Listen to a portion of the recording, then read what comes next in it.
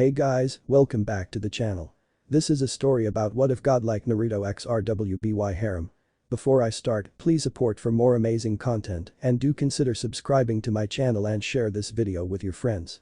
This is written by NeonZangetsu and link in the description and support writer. Let's start the video. Popular monster. A streak of fire tore through the night sky just above Menagerie. Like a falling meteor from on high, it carved its way across the heavens. A veritable lance flung by the gods themselves toward earth. Trailed by beautiful embers bright and bold and gold, it looked like a great wound in the world itself. She'd never seen the like before. Truly there had never been a lovelier sight in the night than this. Holly amused herself by watching it from her window. If only because she had nothing better to do this evening. I wonder where you came from? She murmured aloud as she watched the bright burning sight. What stories could you tell me? Whatever it wasn't a shooting star. They were vague and nebulous. Burned bright and quickly. Gone in a blink. This strange astral visitor had been searing its way across the sky for the better part of an hour now and still it seemed no closer than before. A distant promise, never to be realized. Just like life on Menagerie. Ah. The fauness flung up her hands and paced away from the window. What am I getting so worked up about? It's probably just a comet or something. Nothing to worry about. Life would continue on as it always had. And that, you see, was the problem. Sometimes a girl craved a little change. Excitement. And life on Menagerie was so woefully dull these days. There was nothing to see, hardly anything to do, no new faces beyond those she already knew. All her life she'd lived her and in all likelihood she would die here. As her mother had before her and her mother before her. Boring. It was boring. So very, very boring. The night held no answers for her, not beyond the faint chirp of crickets, and she soon lost patience. Of course she did, she was only 17 after all. Filled with the vim and vigor of youth. Kali wanted to go out and see the world. She wanted to make a difference. Not hide away here on this tiny island with the rest of her kin. She wanted to be something. Be somebody. In time perhaps, this burning desire would. Kali's gaze turned back to the comet in question, drawn by its otherworldly glow. It seemed so close now, yet so far. As if she could reach out and touch it. For a wonderful moment she imagined she could. Envision herself cradling that distant pinprick of light in her palm like a glowing pearl. Ha! As if she could do such a thing. A flight of fancy. Nothing more. She laughed and mimed a lazy yanking motion with her fist, trying to pluck it from the sky, though she knew it was impossible. The thought of it amused her nevertheless. She yanked again, imagining what might happen. And then it dove. Struck from the sky by the very gods themselves, it hurtled toward the island. Towards her. Wait, what? Kali bolted upright with a yelp, eyes widening. Did I do that? Before her very eyes the comet curved and struck the island at speed. Then it bounced. Once. Twice. Thrice. It kept right on going, tearing a roaring red path through the trees. Bark burst. Roots rent themselves asunder as timber flew through the air. Sparks caught against dry summer grass to light a fire and in moments the flames began to spread. Cries went up from the village. Within moments the alarm was wounded and the entire island was alerted. Kali never noticed any of this you see. Because she was otherwise occupied. With a terrible sound not unlike that of thoroughly abused drum, the falling light stopped skipping across the island and ground to a halt just below her balcony. The last of its momentum slammed down en masse, forming an impressive crater at her doorstep. Black smoke billowed up and she choked on it, coughing harshly. Well, she'd longed for excitement. Wish granted. Hurdling the railing, the young Phronus alighted in a pointed crouch below and rose thrice as quickly. Menagerie didn't raise a girl to be anything less than fit, after all. Still, she didn't approach the crater. Fear gripped her heart in an iron vise, strangling any semblance of sense. Her right foot inched forward, then snapped back as she heard a noise well within the rim. It sounded almost like Kali. Her shoulders jolted as she heard a voice call within the house. What was that? Are you alright? Curiosity got the better of the cat. Muttering a half-hearted reply to her family, she took the plunge and crept closer. Golden eyes squinted against the haze. Raising an arm against her mouth, she dared to lean over the lip of the deep divot. What she saw there stole her breath away and threatened to shatter her sheltered world entire. That wasn't a space rock down there. That was a person. Ooh-oh. A little Kali cooed in the back of her head. This was just like one of those fantasy novels she liked so much. I get it now, her frantic mind babbled. I must be dreaming. Must have been that wine Sienna gave me. This can't be real. Exciting things don't happen here. How little she knew. But delusional or not, the thought lightened Kali's heart and banished her worries like a sea breeze. She dared one step forward. Then another.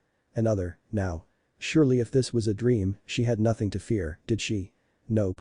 Nothing at all. Everyone knew you couldn't get hurt in a dream. And if this was some fancy of her imagination, well, might as well see where it lead, no? She drew her skirt up and slid down into the crater, dirt and debris crumbling beneath her sandal-clad feet.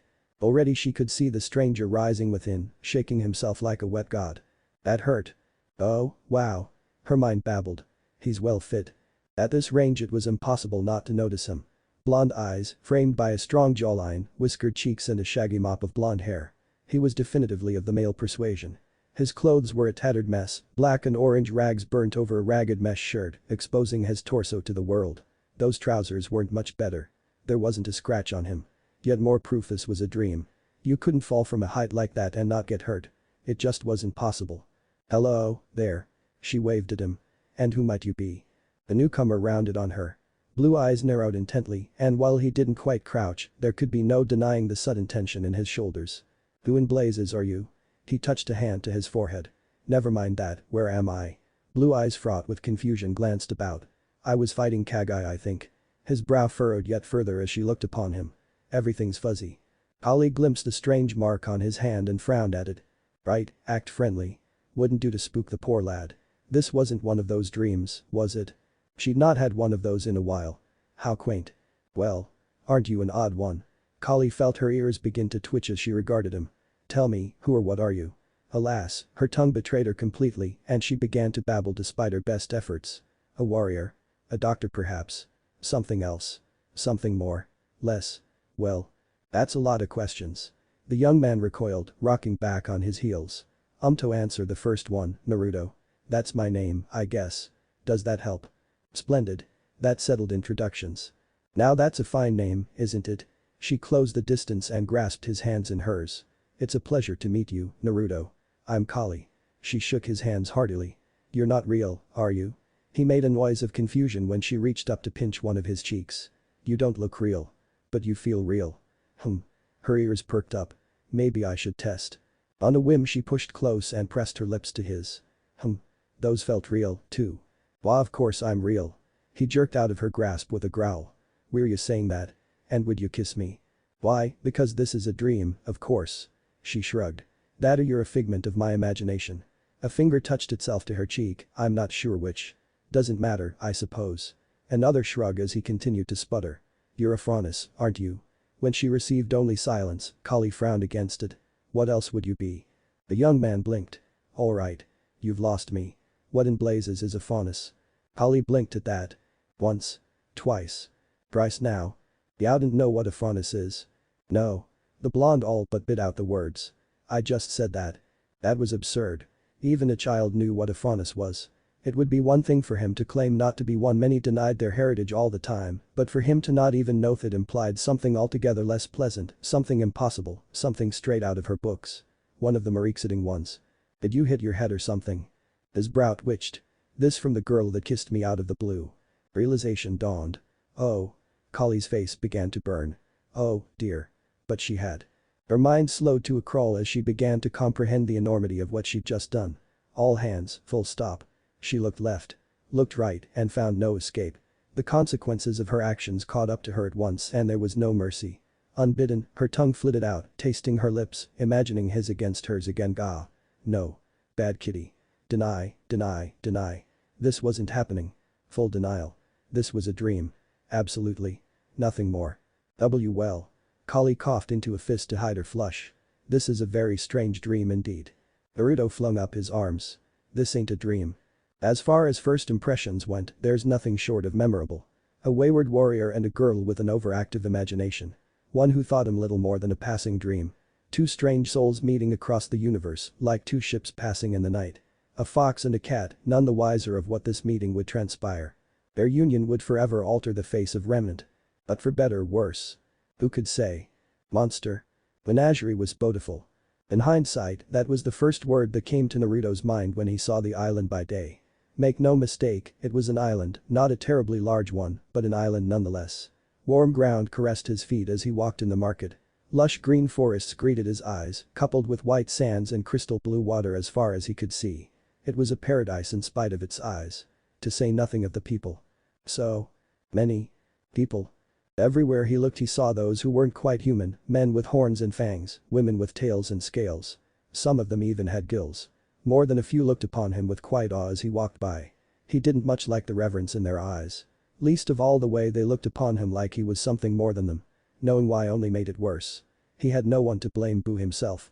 You didn't fall from the sky and scar an island without drawing some notice. Perhaps had he been more cognizant last night, he would have said something to the people. Tried to run damage control before the fair folk of Menagerie made their own assumptions. As things stood, he'd been too tired to even consider the ramifications of his actions. Kali had offered him a guest room and he'd gone to bed almost immediately. By the time he'd woken and had breakfast, it was too late. The rumor mill was in full spin. Just remembering what he'd dealt with this morning made his head hurt. Lead us. A crowd of people all but bowed before him. Teach us. Me? What did I do? Naruto cast a helpless gaze over his shoulder. A little help. No, Kali waved him on with a smile. You seem to have your new followers well in hand. Carry on. Kali. Alright.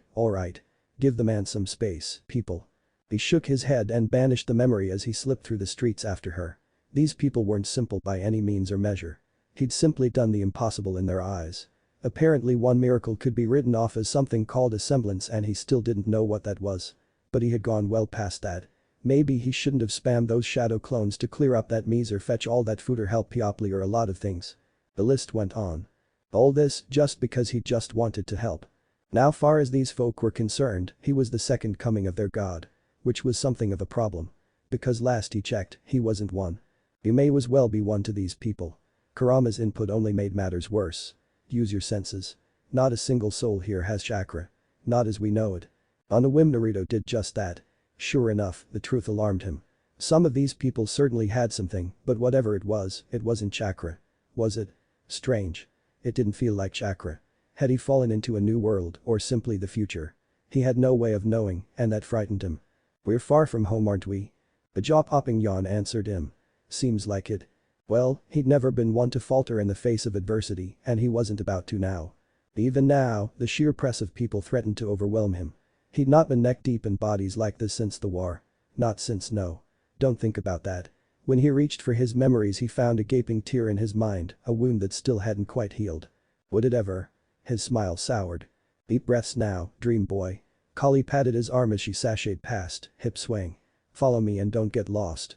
Boy. Naruto laughed and took the distraction for what it was. I already told you this ain't a dream. I know. A golden orb winced over her shoulder. It's just fun to tease you. Now, come on. Naruto rolled his eyes and waded in after the grinning girl.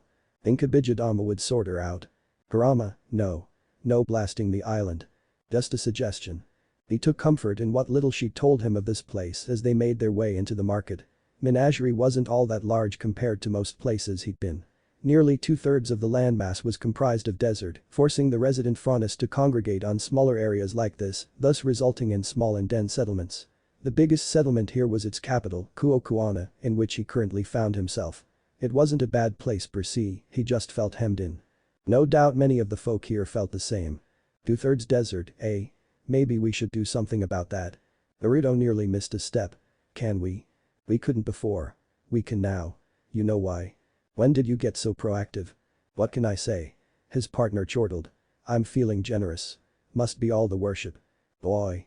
He really could prove Kali wrong if he waned to. And there was a long dormant piece of him, now awake, that was tempted. While she may have accepted his existence, she'd all but denied the possibility of him hailing from another world in its entirety. Honestly, it made him a bit cross. She'd realize the truth sooner or later. That at least would be something to look forward to. Aha! There we are. Kali's voice snapped him back to reality. Say what now? Hey Elijah. Rather than answer, she glided past him to approach a fruit stand and a girl with long rust-red hair lingering behind it. One mango please. Brown eyes flicked to him. Not getting one for your boy? Kali sighed. He's not mine. No. Her fellow Fronis grinned, resting her elbows upon the counter. Could have fooled me. Seems to be sticking pretty close to ya. Fine, 2 mangoes. Naruto blinked, somewhat taken aback, and considered the woman anew. Her skin was a dusky shade of brown, flecked with odd spots beneath the sunny white dress she wore. Or were they scales? The woman noticed his stare, and those spots shifted, visibly changing color to a light red, before tamping back down to a muted green. He jolted a little at the sight. Well, he muttered. That's certainly something. I know you. Keen eyes regarded him in return. You're that one what fell from the sky, ain't ya? She leaned back, propping herself up against a post. The one everyone's calling a god. A spot of high color hit his cheeks. I'm really not. Naruto, meet Elijah Amatola. Kali waved a hand between the two of them. She's a good friend of mine. Chameleon Faunus, if you're wondering. Single, too, your holiness. The younger girl winked. Naruto nearly choked on his mango. Elijah. What? She received a self-same smile and a shrug. Can't a girl be honest? I don't much believe the rumors myself, but he did fall out of the sky and pull some pretty incredible stuff after all that. Golden eyes narrowed to hooded slits. Grow much do I owe you? Darling, the show was payment enough. Heh, she's got fire. I like her. Him that. Kali all but snatched the fruit up, grabbed Naruto by the arm and dragged him aside. He managed a wave over his shoulder. Elijah returned it wholeheartedly. See you around, Whiskers. Ignore her. Kali muttered not a minute later. She's crazy. Crazy, huh? Naruto turned a bland look upon the cat Faunus. I'm beginning to think you're no exception that rule. Haha, very funny. She swatted at his arm. Don't quit your day job, dear. Her words spoken in jest hit him like a sledgehammer. The smile slipped from his face and the ground threatened to open up beneath his feet. Job. Purpose. What was his here? What should he do? What indeed? He had done his best to repair the damage made by his little crash landing, but now what? Where did he go from here? Moreover, where could he go? Kurama swore softly. Oh, boy. I don't have one. Kali found herself dragged to a halt. I'm sorry. I said, I don't have one. Naruto whirled away and lengthened his stride to pace. I don't know why I'm here, how to find my way home, or even what happened. And he didn't. Try as he might, he couldn't recall when or how he'd landed here. There had been a battle. Hadn't there? They'd won. Hadn't they?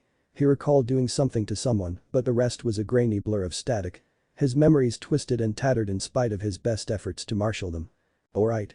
He blinked, realizing Kali had caught him by the arm. With the other she drew him close and laid a hand on his. Strange as it might sound, that concerned look of hers gave him strength. Right, then. If he couldn't think something to Dothan he would find something. He had to. He must. If only because the alternative threatened to drive him mad. I will be. He swallowed his fear and straightened. Hey, I could help out a little more, you know. I'm stronger than I look. Kali misunderstood and flushed. The day I believe that is the day mankind walks on water. Miracles only happen once. Bull. He grabbed her by the wrist. She bridled. Wait, what are you doing? Come with me. He tugged her toward the coast and the world blurred. A meteor-struck menagerie. Osmond considered the report before him. Perhaps he ought to have someone investigate. Ha. What say you now? Kali blinked. Once. Twice. Thrice. When Naruto first brought her down to the shore, she'd not thought much of it. Maybe he wanted to go swimming. Clear his head. Something like that. Boys did that sometimes. No, she hadn't deemed it worthy of any real concern. And why should she? Naruto was a strange sort alright, but she was sure he was normal. Until he did this. Men didn't walk on water. It just wasn't done. It couldn't be. Is that a semblance? She touched one hand to her mouth to hide her awe. No. It's chakra. So, let's see here. She tilted her head and began to count off the fingers of one hand. You can walk on water, create blasts of energy, and run faster than light. What are you, Monty or something? You pulling my leg here, Buster? Naruto crashed down into the ocean with a laugh. Again with that. You keep distracting me. Kali giggled behind her hand. It's what I do, dear. As she looked on, her peculiar blonde thrashed his way upright and somehow found traction on the glass surface of the sea. Sopping wet, he shrugged his way out of his jacket, revealing the thin mesh shirt beneath. Wow. That was certainly something, wasn't it? He whipped a soaked garment toward shore, where it landed with a wet splat. His shirt joined it soon thereafter. Oh. He was certainly well fit, wasn't he? He caught her staring, the fox devil. You're enjoying this, aren't you? Oh, no. Kali waved a hand to fan herself. Was it hot in here? By all means, continue. Hey, if he was going to offer her a show, then she was going to watch. Nothing wrong with that. Blue eyes met gold. You're drooling. Not at all. She hurriedly dabbed at her chin. By all means, dance on, or whatever you're doing. His eyes flashed. You want to dance? I'll show you a dance. He blurred back toward the shore. Toward her. Wait, what are you doing? Quick as a flash he grabbed her by the hands and raced back out onto the water. He didn't sweep her into his arms as she thought he might, on the contrary, he simply set her feet atop his, took her palms in his and did a quick backstep. Then another. Followed by another. Yet another. In a matter of moments they were out of the shallows altogether. Ah. She clung onto him. Don't you dare let go. Wouldn't dream of it. Step 1, 2, 3, and 4. Relax, we're fine. A shadow passed underfoot. Holly only saw it in her peripheral vision. A sudden shifting of something in the waters below. Naruto was the one who reacted first. He absolutely blurred. Move. He whirled and flung her back into the water. In the same instant a towering pair of jaws burst from the sea and swallowed him whole. The rest of its body soon followed, a towering bulk thrusting itself up out of the depths. Kali didn't even have time to scream before she plunged into the dark. Her whirl dissolved into a whirl of bubbles. Caught unawares she thrashed upright. What she saw down there tore a scream from her. There was something down there. Its long undulating body writhing and twisting as it fought its way to the surface. Grim. Not just any grim. See Phalon. What was one of those doing this close to shore? A hand stabbed through the water and hauled her to safety. Holly froze instantly, not quite comprehending what was happening. You're alright. The smiling face of a shadow clone beamed back at her. He's fine. Watch. Drenched and quivering, she had a prime view of what followed. Indeed, she saw it all. The Grim saw them and reared back, its mouth aglow with light. Then it twitched. Its maw continued to glow, not with lightning but something else altogether. A low growl built in the air, muffled by its bulk. It keened angrily, writhing in pain. Something roared, and it wasn't the beast. Only a heartbeat later, Naruto burst from the beast's belly in a rush of golden light. Even as he flew through the air he did something with his hands and became something else altogether. The light intensified around him and took on the guise of a great gilded fox rimmed with black markings, 9 tails in all. It engulfed him, surrounding him, protected him. Yet she could see him all the came, clear as day in the creature's skull. So too did she hear the cry that followed. Kurama. Strong jaws fastened upon the beast's neck, all but eviscerating his jugular. The keening whine filled the air. The sea Phalung reared back and the fox mirrored it instantly. Light met light and the former yielded to the latter. The Grim didn't stand a chance. Naruto's blast blew clean through its upper torso and hurtled across the horizon. For a moment Kali wondered if it would just keep going. Boom. Heat. Light. Fire. Those were the only words she could think to describe the apocalypse that followed. The sky cried. The ocean boiled. The entire island quaked. Holly Belladonna saw destruction as she'd never seen before. Well. There went a mountain somewhere in Mistral. Anything that blast hit was gone. Those back on the island must have seen it too. They had to. You'd have to be blind to miss this. He said he wasn't a god. And she believed him. Naruto was many things, but divine. Certainly not. He didn't act like it. Didn't want it. So how did one describe what she'd just seen? The answer was simple. He was a monster. Good. Evil. It didn't matter, not one bit of it. Not after witnessing this. And yet when she saw his face, he looked almost sad somehow. With neither word nor warning the fox dissolved, leaving its rider to fall. Naruto alighted upon the massive Grim's crumbling remains and rode them to shore. Only then did he turn to face her, arms folded behind his head. The smile he wore was as false as the cheer in his eyes. If only because he knew just how badly he'd scared her. You believe now? Holly nodded numbly. Can I keep you? Naruto sputtered and flailed his arms. Excuse me. That tore it. She started to laugh. What else could she say? He was certainly a popular monster. And he was going to be hers if she had anything to say about it. A sentimental monster. They were worshipping him now. Truly there was nothing that rankled Naruto more. After that stunt he'd pulled yesterday with Kurama, nearly every man, woman and child on this island bar Kali. Thought him a god. Some mad union of the brother gods come back to Remnant to lead them unto destiny and glory. Shouting did nothing to convince them. Pleading availed him not. Even his brief attempt to leave had been curtailed by the sheer mass of Faunus currently on his doorstep. They couldn't stop him of course, but they all looked so damn sad when he mentioned it. Well, Kurama jibed, we did put on quite a show for them. It's only natural they'd act like this. Our very own island. Feels nice. Natural, he says. Naruto growled as he lounged atop his throne. This ain't natural. How the hell do I get out of this mess? Well, you could always run. Not like they'd be able to stop you if you really wanted to. I meant making them see sense, not dodging them for the rest of my days. In the span of only 24 hours they'd ushered him from Kali's humble home into the chieftain's seat. There hadn't been any resistance on that front. The fellow in charge was more than happy to give it up to him when that mob hauled him up here. Cheeky bastard probably waned nothing to do with the coming storm. Naruto Uzumaki was many things, but he wasn't a coward. Certainly not the sort to abandon people in need. On a fundamental level he knew that he might appear divine to some, but really, he wasn't. Sure he possessed incredible powers, could run terribly fast, survive being impaled, and wield destruction on a scale hereunto unseen before in the world of Remnant but Alright, he could see why the Franus thought he was their god reborn. But he didn't like it. Don't look at me. This one is entirely on you.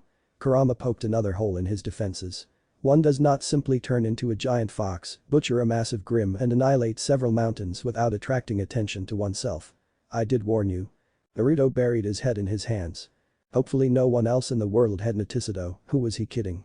The entire world was probably aware of him now, if not necessarily his exact location. No, in the eyes of Menagerie, he must be a god, and nothing short of equally divine intervention would sway them. Pity Sasuke or Sakura weren't here. He would have flung the title at them and bolted. Instead he found himself looking down on Menagerie with no idea what to do next. Well done. Kali clapped slowly at his side. What's next on the agenda? Gonna throw a wild orgy? Naruto flung a cushioned pillow at her. Not helping. Really, she was making it worse. And stopped smiling. Nope. She ducked it with a girlish grin. Should see your face right now. You look like you bit into a lemon. This ain't funny. Really, it is. She winked at him and besides, if you're not a god, then what are you? A monster. She winked at him. Isn't it better to be loved than feared? Her words stilled the retort on his tongue. There was some logic in her words, loath though he was to admit it. He could certainly blast his way out of Menagerie, harming hundreds in the process. Even if stealth failed him and knowing his luck it would. It was well within his power to kidnap a ship's captain and commandeer a vessel for himself. He could go anywhere he wanted. And all it would cost him was a little fear. I just don't get it, he said instead. Why is everyone here looking up to me? I haven't done all that much. In all honesty, the people here haven't had hope in a terribly long time. She ran her fingers along the length of his right arm, provoking a shiver in him. Not since the Franus Wars. There it was again, the mention of that bloody war that he knew nothing about. He'd have to do some reading. Ugh. Books. He couldn't keep relying on Kali for every little thing, tempting though it might be. He needed to learn about this wild world he found himself in. Just as he needed to discover if this really was another world, the past, or perhaps some far-flung future. Do all the Franus live here? He asked instead. The village seems scrimped. Not all, but most. Kali confided in him. The world, well how do I put this? She looked away with a grimace. It's not necessarily a bad place, but I wouldn't call it good, either. Her hand left his arm, fingers trailing his as she moved to the balcony. The memory of the war is still fresh in the minds of many. The war that we won, and yet. A strange sensation sparked to life in Naruto's chest as he followed her. He didn't know what to make of it. I know you're not a god. She laid her arms down on the railing. Gods are divine. All-knowing and cold. A golden eye flashed at him over her shoulder as she stole a glance back at him. They left us a long time ago. If they really cared about us, any of us, they would have come back a long time ago. Besides, and here she winked at him, you're too warm to be a god. There it was again. Why did his face feel so damnably warm? Right. That settled it, then. He needed some fresh air. Naruto turned away. Kali's gaze snapped to him. Where are you going? For a walk. That sounds nice. Kali shadowed him, her smile only a little anxious. I'll go with you. Naruto frowned. I'd rather be alone right now.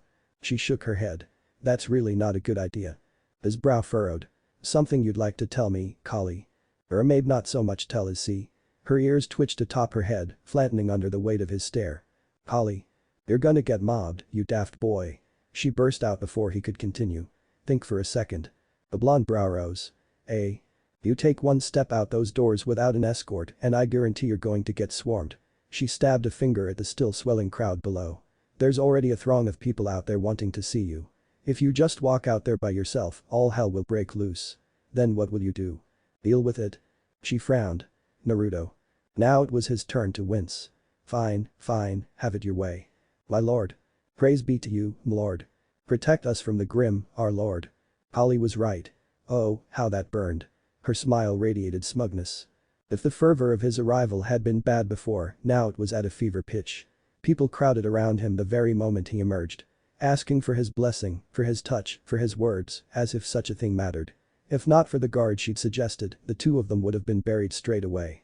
Even then moving forward required a physical act of patience on his part. The people weren't keen to move. Everyone wanted to see his face, and even when faced with the blunt end of their halberds, they still persisted. See? Kali all but preened. Told you this would happen. Aren't you glad you listened to me? Naruto wanted to run and hide. Really, this was getting out of hand. Had every Franus in Menagerie come to see him off?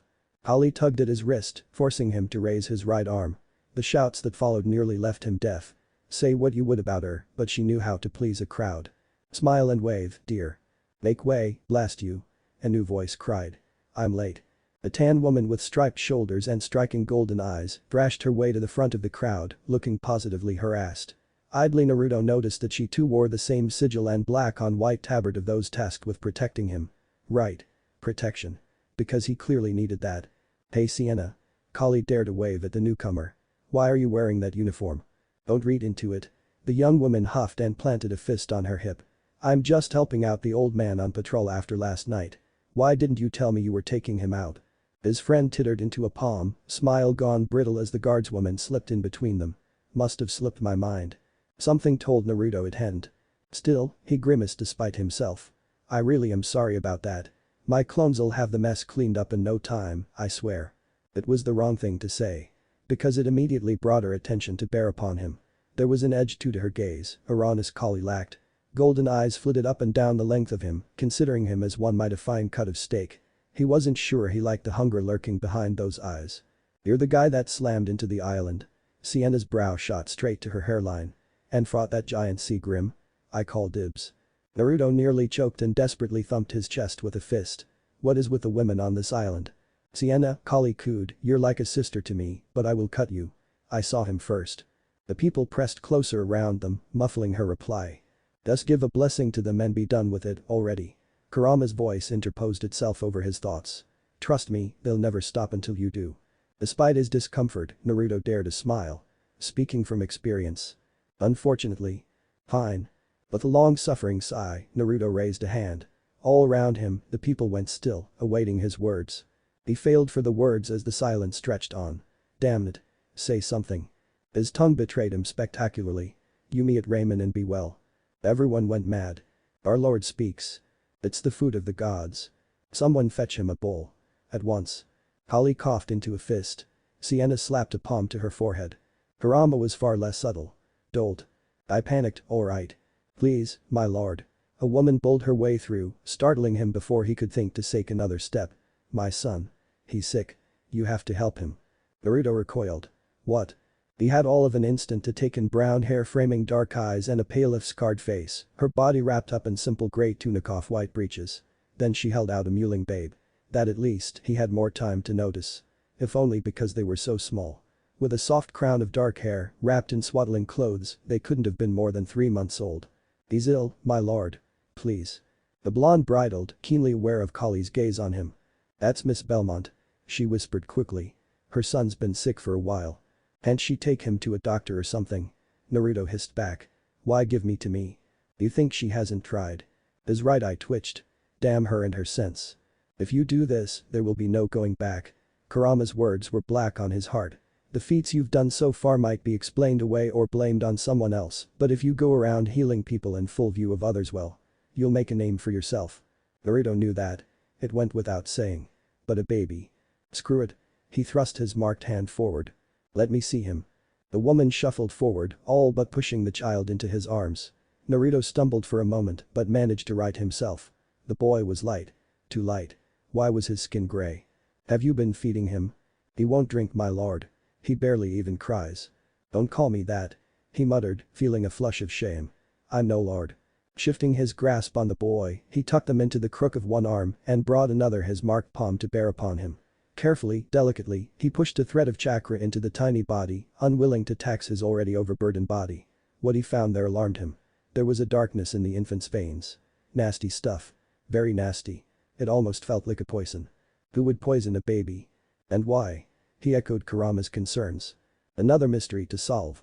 But later. For now he had work to do. He'd saved a man from the brink of death and regrown an eye. Surely he could this. It meant admittedly more difficult, but he felt himself equal to the task if nothing. And so he turned his attention inward. To simply ignore a sick child, well, that wasn't his way. Alright. Focus. His chakra crept through the tiny child, this little life, and suffused it with strength. Bolstering his already faltering immune system from there, it went to work on the toxins themselves, ruthlessly neutralizing them one by one.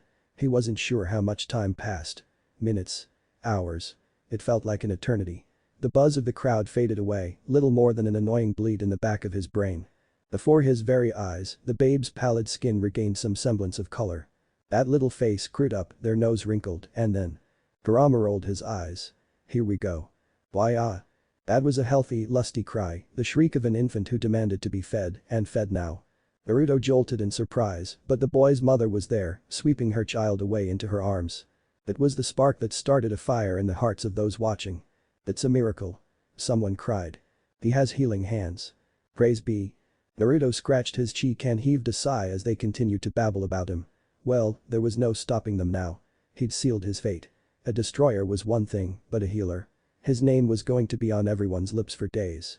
Was it wrong that he took a little pride in that? He'd healed that boy. That little one would live because of him. See, that's he's fed. A rueful smile tugged at the corner of his mouth. What's his name? Trevor. She murmured, holding the mewling boy to her breast. His name is Trevor. Trevor Belmont, eh? Naruto touched his forehead. Sounds real special. The babe cooed softly and his mother retreated, babbling her thanks. Holly pressed into his side. Well, look at you. Didn't realize you were such a softie.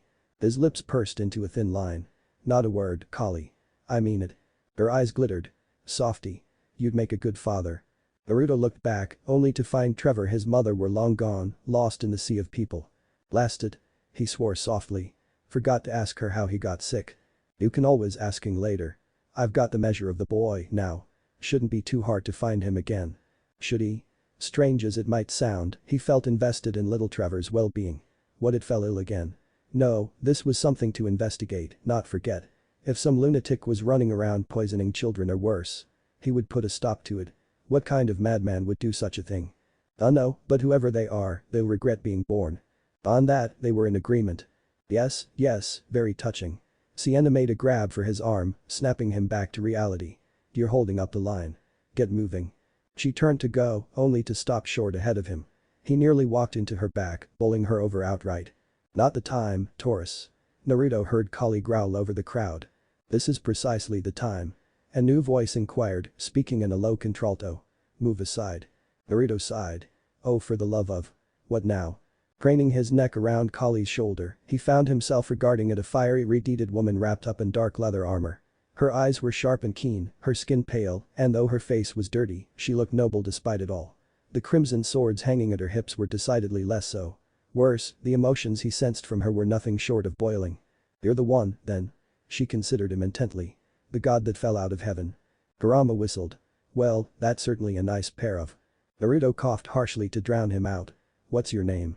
My name is Anna Taurus. The blades flashed free in the light. I would have you prove your worth. Prepare yourself. Naruto squinted. Prepare myself for Wayo. His legs kicked backward as the twin blades flickered at his face. And then he found himself quite preoccupied with trying to stay alive. The smiling monster. Naruto wasn't one for weaponry. He respected the craft, mind you, there were just some feats one could only accomplish with a blade in the hand, but at the end of the day he simply wasn't a fan of them. Weapons broke. Swords shattered, axes rusted, and clubs broke. He would much rather trust in the strength of his body, and if he absolutely had to, his staff. Even then he'd rather use his fists unless he had no say in the matter. Now was such a time. Hey. A yelp tore out of him as Taurus struck out anew. Her crimson blade passing perilously close to his face. It wasn't the speed of Anna's strike that startled him. It was the skill behind it. Even as he darted away she did the unthinkable, pivoted on heel, accounted for his sudden movement and moved with him.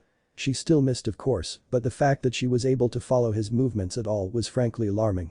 Naked Steel tried to kiss his whiskered visage and failed by the narrowest margins. Stop going for my ears. Have you lost your mind? Not at all. She pivoted with a smile, crossed both blades before her in an X formation, and lunged at him anew. If anything, I've found it. The low growl built in the back of Naruto's throat as he moved to meet her. Anna Taurus gave no ground. She was a fence in its purest form. Attack, attack, attack. For her, the best defense was just that. A blistering offensive that kept him on the back foot, forcing him to dodge the moment his feet touched the ground. Really, he would have admired her skill if she wasn't so hellbent on using it against him and if he weren't afraid of breaking her like a twig. After all, if a freaking sea dragon was that fragile, then he daren't imagine what a person was like in this world. You've shown yourself to be a healer, she hummed between blows, but are you a warrior? You're hesitating. Attack me. Hey. The slight pricked at his pride. I'm trying. Lies. He parried furiously, looking for an opening, but she just kept swinging. No matter how many times he knocked her down or sent her sprawling, she came up swinging. He would have to pin her at this rate, and thaw wasn't a task he was looking forward to. I keep saying. He shouldered her aside, broke her guard, and smacked her atop the head with his staff for good measure. I'm not a god. Get it through your thick skull. That remains to be seen. She rode the blow and cut out at him, causing him to sway around her sword like a leaf in the wind. Try harder. His foot slipped on a muddy patch of ground. Anna capitalized instantly on it, slamming her horned forehead into his. Stars flashed before Naruto vision to send him reeling away. With one sense momentarily handicapped, the others sharpened. In an instant he became aware of the crowd buzzing around them, onlookers visibly vibrating with anticipation. He could feel Kali's eyes on him. Sienna, too. Even Amatola was watching. And he was making a fool of himself. What the hell am I doing? The thorn of pride pricked at Naruto's heart and drew blood. He clenched his teeth. Kurama stirred from his slumber. Finally going to try, are we? An icy sense of calm pervaded his being. Just a little. Anna scoffed. Talking to yourself, now. Have you finally lost your head? Naruto didn't dignify her barb with a verbal response. There was no need. He flowed up into Anna's guard and struck. A small part of him relished the shock that flitted across her face, the way her blue eyes widened, wild red hair lofting in the breeze of his sudden arrival. His heel hooked hers then swept her legs, leaving her unbalanced at pivotal moment. The instant her feet left the ground he stepped in. Not to catch her, oh no, his intent was far from that. Chakra shrieked in his palm, eager to be unleashed. Anna saw it and hissed out a curse. Shit. He didn't shout out the name of his technique, for he felt no anger towards her. He understood now. The only way to stop someone like her was to defeat them. Beat them so badly that they'd come to realize the error of their ways. A flick of his wrist drove a maelstrom of a crushing light into her stomach. Rasengan. The result was rather impressive if he said so himself. If only because Anna hurtled away like a flung stone. Bystanders scrambled out the way with all due haste, leaving her to hurtle from the square. Sheer momentum smashed her into a food stall, spraying produce in every direction. Someone took offense to that. My cabbages. Naruto glanced back with a wince. I'm sorry. Don't be. Sienna hooted from the sidelines. Happens all the time. Also. On your left. Naruto whirled with a sigh. Sure enough, Anna was already riding herself behind him. She looked fresh as a daisy, raring for another round. He could clearly see the tear in her vest where he'd struck true, nearly ruining it altogether.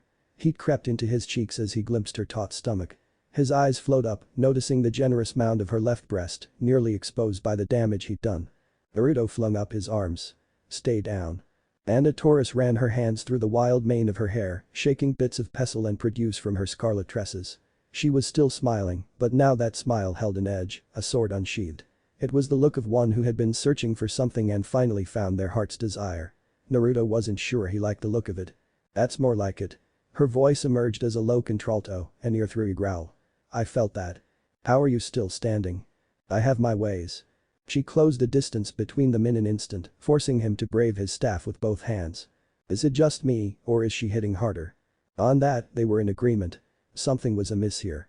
For all her aggression, all her fire, she was cold as ice. All too calm. She did not rage like some wild beast. She struck with deadly precision, lashing out with measure strikes. One of her twin blades swept out at him and he kicked himself off, launching away to relative safety. His feet hit a crumbling wall and he sprang off it just before she cut it down. Blue eyes bulged at the noticeable bump in agility. You'll never win anything if you keep running away. She catcalled after him. I could say the same of you. He leaped over her blade and slided atop its edge, startling her terribly. Stay down. The spinning kick sent her sprawling out into someone's yard, hopes dashed among the green grass. She tried to spring back up, but here at last, her feet failed her. Naruto lowered his leg, not quite willing to do the same with his guard. You done? Not quite. Her gaze rose. Just give me a moment. As he looked on, she pushed a pale palm against the grass, fingers fisting against a portion of it. Dull red light pulsed from her hand. Before his very eyes, it changed. What was once vibrant and full of life became dull and gray, crumbling away to sand under her palm. As he looked on, her wounds closed and vitality came rushing back into her once pallid visage. Boy. Amatola hollered. Don't go killing my grass. So that's it. Kurama confirmed his suspicions a moment later. It must be her semblance. She drains energy from her surroundings. Small wonder she was able to get back up after Rasengan. Sorry, not sorry. Anna swayed back to her feet, wholly at her ease. Well. Ready for round 3. She raised her longer blade. I can do this all day. She probably can. The kitsune ruminated. Stop holding back already. You'll only embarrass yourself at this rate. On that, they were in full agreement. I think we'll end it with the next exchange. Her eyes flashed. Well said. Prepare. Blue eyes closed as she barreled forward. They blazed gold beneath orange lids. Her blade swept down. Sage-empowered palms rose to meet it, catching the blade between them. Anna froze. His hands twisted, snapping the weapon in half, steel shattering like so much brittle glass. Those same hands licked over his shoulder, hurling her weapon away, then the other one attempted the same trick. Her broken blades flew into the air, end over end they spiraled. Down into the dirt and buried themselves there. Ah! Here at last Anna snarled, abandoning her composure. She made a blind grab for him, but having witnessed her gift firsthand, he already knew better than to left her a handhold. In a flash he caught her by the wrists and wrestled her down. A knee came down between her breasts and pushed, crushing against her chest with terrible pressure. He reached up and caught one of her falling blades, pressing it to her throat. Jagged steel kissed her jugular. Her entire body tensed beneath him. Naruto leaned forward, glaring golden eyes boring into her crafty cerulean. Stay. Down. Anna's entire body tensed beneath him and he prepared for another round. He wasn't prepared for her laughter. It began as a soft snicker, the tiniest twitch of Anna's lips, so small that Naruto nearly thought he imagined it at first. A giggle followed soon thereafter. Before he could think to ask what she found so funny, the bull faunus began to laugh outright, utterly uncaring of the danger she was in. Her body convulsed in a fit of raucous laughter, mirthful tears rolling down her cheeks. As I thought. Much to his annoyance, the fiery-haired woman granted him a grin. You're not all talk after all. Much to his chagrin she reached up and grabbed the steel at her throat. It's my loss, your lordship. Kill me if you wish. Naruto all but sprang off her. What? No. Why would I? Then I will be your guard. She took the chance to rise, but not to stand. Instead the swordswoman knelt and laid her blades at his feet. My life for you, my body for you, and my swords are yours. Her gaze flitted down. Well, they will be once I repair them. Sienna whistled. Dom. Did she just propose? Amatola tilted her head. I think she did. Holly twitched. Excuse you. In all fairness, Naruto had no way of knowing who he was speaking to. The mother of one Adam Taurus. A boy who would be a hero or a demon. A savior or a slayer. Fate had decided which yet. Right now he was too busy trying to ponder what the hell he just blundered into. The foghorn cut his musings mercifully short. He craned his neck towards it and frowned, somewhat alarmed to find a massive vessel steaming its way into the harbor. Judging by the silence that followed in its wake, that wasn't a good thing. And that is. Sienna turned her head aside and spat upon the ground. In the end, she uttered only one word. Atlas. A stubborn monster. Atlas had come to Menagerie. Naruto wasn't much sure what that this sudden arrival meant for those of the Frontis Kali, had hardly given him a history lesson after all, but judging by their aggravated looks and bustling bodies, it couldn't be good. Many ran to their homes for shelter. Others clutched their children close in a blind panic. Still more went for their weapons, barking orders at one another and running pell-mell for the armory. It was both sad and worrying to see, but this chaos at least, he could contend with. When people started looking to him for direction it so much. Gradually, he became aware of more than a few gazing his way, Kali and Sienna among them. Was it too late to run away? They must have seen your little stunt. Mistaking his silence for anger, Sienna bit her thumb to stifle a snarl and whirled to face the harbor. Of course they'd come to investigate. Stunt? What stunt? Naruto whistled and straining in vain for innocence. No idea what you mean. No idea. Kali flung up her arms, hands blade. You obliterated 2 mountains. 2. Harama offered a long-suffering sigh in the back of his mind. I did warn you. To be fair, Naruto really hadn't intended to cause that much collateral damage. It wasn't in his nature to destroy things for the fun of it. Really, this was all just a terrible misunderstanding. How was he supposed to know that damn sea dragon would be so flimsy? He had next to nothing to gauge his strength against here. One might think a giant sea serpent would be just a little sturdier than wet cardboard. He jammed both hands into his pockets, realizing there was no way out of this. Well, there was, but he wasn't about to run across the ocean. He had no idea where to go. Last. They were still staring at him, too time to face the music, but did he have to? They can't prove we did that. Maybe not, Sienna allowed, but most of the island saw your little bomb. He cringed and scuffed the dirt with his boot. I just wanted to help. We want to help. Look at these people. Sienna flung a hand out at the terrified masses around them, followed by the harbor below. You see how afraid they are. Do something about it. Holly quirked a brow. And just how, pray tell, do you suggest he do that? Simple. Her smile was all teeth. Destroy their ship. Easy, no. Holly hissed. Naruto inhaled, nearly choked on his own spit. Excuse me. He slew a sea serpent. Provocateur that she was, Sienna took it all in stride as she thumbed her chin, surely sinking a ship can't be that hard. Ollie swooped in before he could speak, all but bullying into her face. Killing a dragon and killing people are two very different things. Are they? Her fellow Franus leered. Way I see it, they're both monsters. The foghorn bleated anew in the harbor below. Naruto risked a glance toward the carrier in time to see a small boat detach from its side. They'd make landfall soon. And he was running out of time. His mind whirled about in a mad frenzy. There had to be a way out of this without violence. There just had to be. Now let's be reasonable about this. He came back to himself to find Elysia Amatola. Interposing herself between the two enraged women. We don't even know why they're here. It could be nothing. Ever the optimist. Anna found her voice at last as she retrieved the broken fragments of her blades. And what of you? Naruto stiffened a little as those piercing blue eyes met his own. You've been rather quiet. Would you rather they kill us? Naruto rounded on her. No one is killing anyone. Why else would they be here? A scarlet brow arched. Name one good reason and I'll stop. They never come here for supplies. They haven't since we laid claim to Menagerie. Won't even patrol these waters. And yet less than a week after your little spectacle, here they are. She folded both arms beneath her bosom, make eye contact and nothing else. Then cocked her horned head just so. If they're not here for you, then they're almost certainly here for us. The war is still a recent memory in everyone's minds. Naruto felt his hope deflate with every word. But amidst the death of that hope, an awful idea was born. Oh? Kurama realized it a heartbeat later. Now that just might work. Alright. Straightening his back, the wayward warrior plastered a winning smile onto his face that he didn't entirely feel. Fine. Let's go meet our new friends. Elysia frowned. What are you up to? Nothing. He couldn't quite keep the laughter out of his voice. Just an idea. You really do have one, don't you? Sienna hummed a little, ears perking up. Alright. Now this I have to see. Ollie bridled, perhaps sensing some modicum of the madness he'd planned. Naruto, whatever you're planning don't do late. Anna darted pasted him with a half-hearted apology, muttering something about finding a pair of backup blades. Naruto let her go against his better judgment. And hoped to high heaven she wouldn't be using them on their guests. Or were they invaders? The distinction troubled him. As luck would have it, their so-called friends had already disembarked by the time they reached the docks. He took note of 4 guards and another. Unfortunately. Someone had found them first. Easily head and shoulders taller than him and then some, the stranger nevertheless carried himself with a dignified mien. Bright golden narrowed intently upon the Atlas envoy from a stern face, framed by dark hair and a striking beard.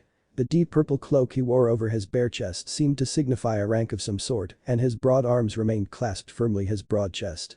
Whoever he was, he clearly spoke from a position of strength, if not outright authority. Now Captain, surely there's no need for this. His voice itself was a slow-moving avalanche, easily audible yet affable as they drew near. Please put your weapons away before you frighten the children. This is all just one big misunderstanding. Reasonable fellow. Kurama mused. Didn't think Menagerie had any of those left. Maybe we let him handle this, yeah. Naruto shushed him, when in truth, nothing could have made him happier. Who's that? He muttered under his breath. Holly beamed. That would be. Must we do this dance, Gira? The newcomer answered for her, and though he couldn't quite see the owner around of that voice around this great big mountain of a man, they didn't sound much pleased. I have neither the time nor patience for your word games. Her words dashed the blonde's hopes just as much as her tone did. Cooperate, and we'll be gone from your shores. Where is the weapon? Gira offered a slow blink. What weapon? Whatever do you mean? Sienna slapped her forehead. Kali stifled a sigh behind her palm. Amatola chuckled, even as Naruto died a little inside. Yup. She was talking about him. He just knew it. Secrets will avail you not. Or do you take me for a fool? Didn't I just tell you? Only a few more steps now and he'd finally be able to see this preening peacock. Our reports indicate that a weapon of some magnitude was fired from this island. 2 mountains in Mistral are gone. She paused, letting the weight of her words sink in. Gone. The blast came from this direction. There are no other islands on this side of the sea that support life. Well, he heard the sneer in their voice, human life, at least. The insult was blatantly clear even to Naruto. Be that as it may, Gira bore it with remarkable aplomb. I assure you, we have no such weapon here on Menagerie. Where is your chieftain? Perhaps he will be more forthcoming with his answers. At that, the giant winced a little. He is syndespisped at the moment. Oh, right. Naruto realized. That's me now, isn't it? No wonder the last guy abdicated for him. Now he knew why. You'd be mad to deal with these shenanigans. We really are, aren't we? Nevertheless, he strode forward. Kali and the rest hung back, he took the small mercy for what it was. Credit where it was due, Gira held his ground as Naruto reached his side. The blonde looked around him and found himself looking down at a rather petite young woman clad in a crisp uniform of blue on white. Her hands were clasped firmly behind her back. He supposed was meant to make her look imposing. In truth it reminded him of a little girl playing dress-ups, brown hair framed a face from which keen dark eyes shone. That wasn't the reason why he snorted. Nope. Not at all. Certainly not. His tongue committed bloody mutiny. So short. The entire island seemed to inhale in a single sharp breath. Meanwhile, the woman turned a fascinating shade of puce. Excuse you. Please forgive him. Gira clicked his tongue in mild admonishment. He's rather blunt. Naruto blinked, somewhat taken aback to find all eyes on him once more. This time for all the wrong reason. Even the soldiers at woman's side were facepalming at the unintentional slight. As far as first impressions went, he'd certainly made a lasting one. What? He couldn't help himself. Truly she was, so small as to barely reach 4 feet. How dare you? The tiny officer jabbed a finger up at him. Do you have any idea who I am? Count yourself lucky that I, an Elysian captain, graced you with my presence. Her arrogance only made it all the more adorable. Was he supposed to feel threatened by this? A smile touched the corner of his mouth and he couldn't quite suppress a merry little titter of mirth. Maybe it was the wrong thing to do, but he simply couldn't help himself. Another snort escaped him, echoing into full-blown laughter. I can't do it, you are just too adorable. Somewhere in the background behind him, Sienna absolutely cackled, even as Kali groaned. The little woman snarled. Why you cheeky animal? Stop. Stop laughing at me. And there went his mirth. Alright, pipsqueak. He snickered once more and wiped a tear from the corner of his eyes. I'll bite. Who the hell are you, and why should I care? Do you not know the name Cordovan? The blink passed between the two of them. Naruto tilted his head. No. And who are you, then? She stabbed a finger into his leg, the only place she could reach. Identify yourself at once. Me, I'm no one important. Naruto grimaced. Let's just say I'm helping out around here. He barreled on before the little braggart could build up steam. Look, I'll cut to the chase. Whatever you're looking for here. His head tilted a fraction to the right. We ain't got it. Don't suppose I could convince you to leave. Cordovan met his steely glare with one of her own. Silence reigned supreme. Neither budged. Right, then. He shrugged. I tried the easy way. Now get off my island. Rather than retreat, the Navy officer took the offensive. Greetings, citizens. She clasped both hands behind her back and straightened, straining for extra inches that simply wouldn't come to her, not now nor ever. I am Captain Carolyn Cordovan. Her voice rose to address all those who had come to watch. Rest assured, we're not here to cause trouble. We simply have a few questions. Questions, eh? Naruto raised a hand almost immediately. I've got one. If you came in peace, then why are you armed? Insufferable little enough. Cordovan's gaze locked on him. Take the blonde one in for questioning. Kali hissed. Don't you dare. Naruto blew out a short, sharp breath. This mustn't register on an emotional level. Whoever this woman was, she was clearly an idiot. She radiated contempt. Perhaps that was why he felt so riled up. Maybe it was her all too stubborn insistence on being right. Regardless, he found he'd stomached all he could of her. 2 of the soldiers moved forward to intercept him. He pivoted to face Kali, but didn't speak. He merely smiled. Sienna must have read the intent in his face. Because she took a hand from her whip. Even as Naruto looked at them, his right arm blurred. There was no need to look back at his would-be kidnappers. A giant golden arm burst forth from his body, struck them head-on, and sent them flying. Unprepared for such an assault, Cordovan's guards crashed back into their fellows, left them sprawling into the water.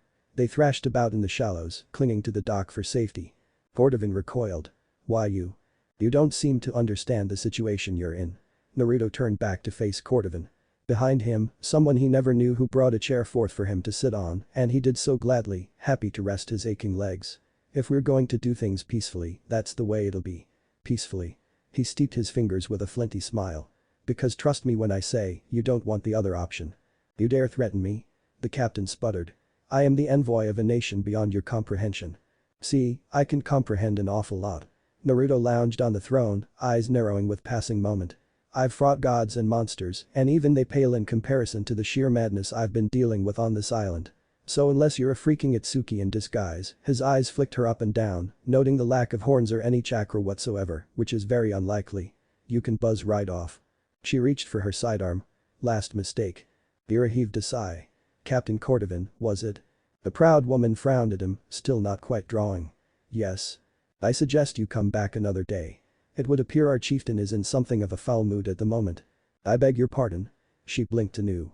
Whatever would I do that for? He will come with, or by the authority given to me by Atlas, I will burn this island. You were warned. Clenched knuckles burst from the earth and plowed into her chin at speed. The impact was nothing short of spectacular. Caught unawares by the sudden ambush, she never stood a chance. A single punch hurtled her way into the air. She arsed out over the bay, struck the hull of the cruisers, tore through it, and crashed into the sea. Behind her, the ship began to list dangerously in the water. Ibs. Amatola giggled. Naruto slapped a palm to his face. Not you too. Ali and Sienna rounded on the chameleon Franus as one. Oi. The wise monster. Atlas will not stand for this. Right. Naruto rolled his eyes and gave his captive a nudge. Whatever you say. Keep walking. His prisoner snarled obscenities that would make a sailor blush and dug their feet into the dock, trying their best to slow him. An admirable effort, if misguided.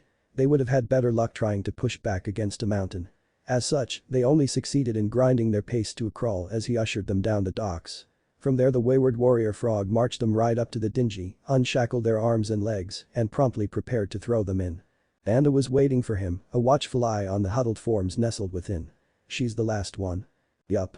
The blonde nodded. Sorry that took so long. She fought me every step of the way. His prisoner squirmed like a naughty child. This isn't over. Despite all expectations and wishes. To the contrary, Carolyn Cordovan had survived her near brush with death.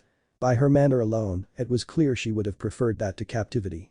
She'd been an absolute eyesore since they'd fished her out and thrown her in a cell. Now with the prospect of imminent release standing before her, she'd seemingly made it her mission to make them miserable. I still say we should keep her with the rest. The bull Franus tilted her head, scarlet tresses falling a blue eye. She'd make a useful hostage. Cordovan squawked. Never. Naruto knew a joke when he heard it but rolled with it regardless. Sure, but you'll have to feed her, make sure she's house-trained, take her for walks. Cordovan made angry Cordovan noises. You wouldn't dare. At length the swordswoman scoffed. On second thought, better to be rid of her. The other prisoners will do. We can ransom them off. Atlas will hear of this. Their captive shrilled. You're starting a whack. The crimson blade touched her throat, lifting her chin and cutting her words short while threatening to shorten her by a head. Her face drained of all color. Meep. I'm sorry, Anna's smile was placid, but her tone was pure steel. Did I break your concentration? Please, continue. You were saying something all means, finish your sentence. Cordovan didn't say a word. Oh, you were finished. Tora switched her grip, nearly cutting the officer's throat open. Well, allow me to retort. Get on the damn boat before I kick your corpse there. You know, Kurama mused, I think I like this one. She's blunt, has a wicked sense of humor, and a nice. Naruto gave his partner the mental equivalent of a kick before he could finish. Cordovan scarpered onto the dinghy. Already filled with soldiers those they hadn't kept. It rocked precariously under her weight. It wasn't small, but not necessarily large either. With luck and fair weather, it might help them reach a port in Mistral. Only a fool would try and take such a ship to Atlas. Although their so-called captain just might try. Naruto stifled a chuckle behind his fist. It had Cordovan whirling to face him. Where is my ship? Sank it. He lied through his teeth. Tough luck, there. Anna looked away, hiding the ghost of a smile.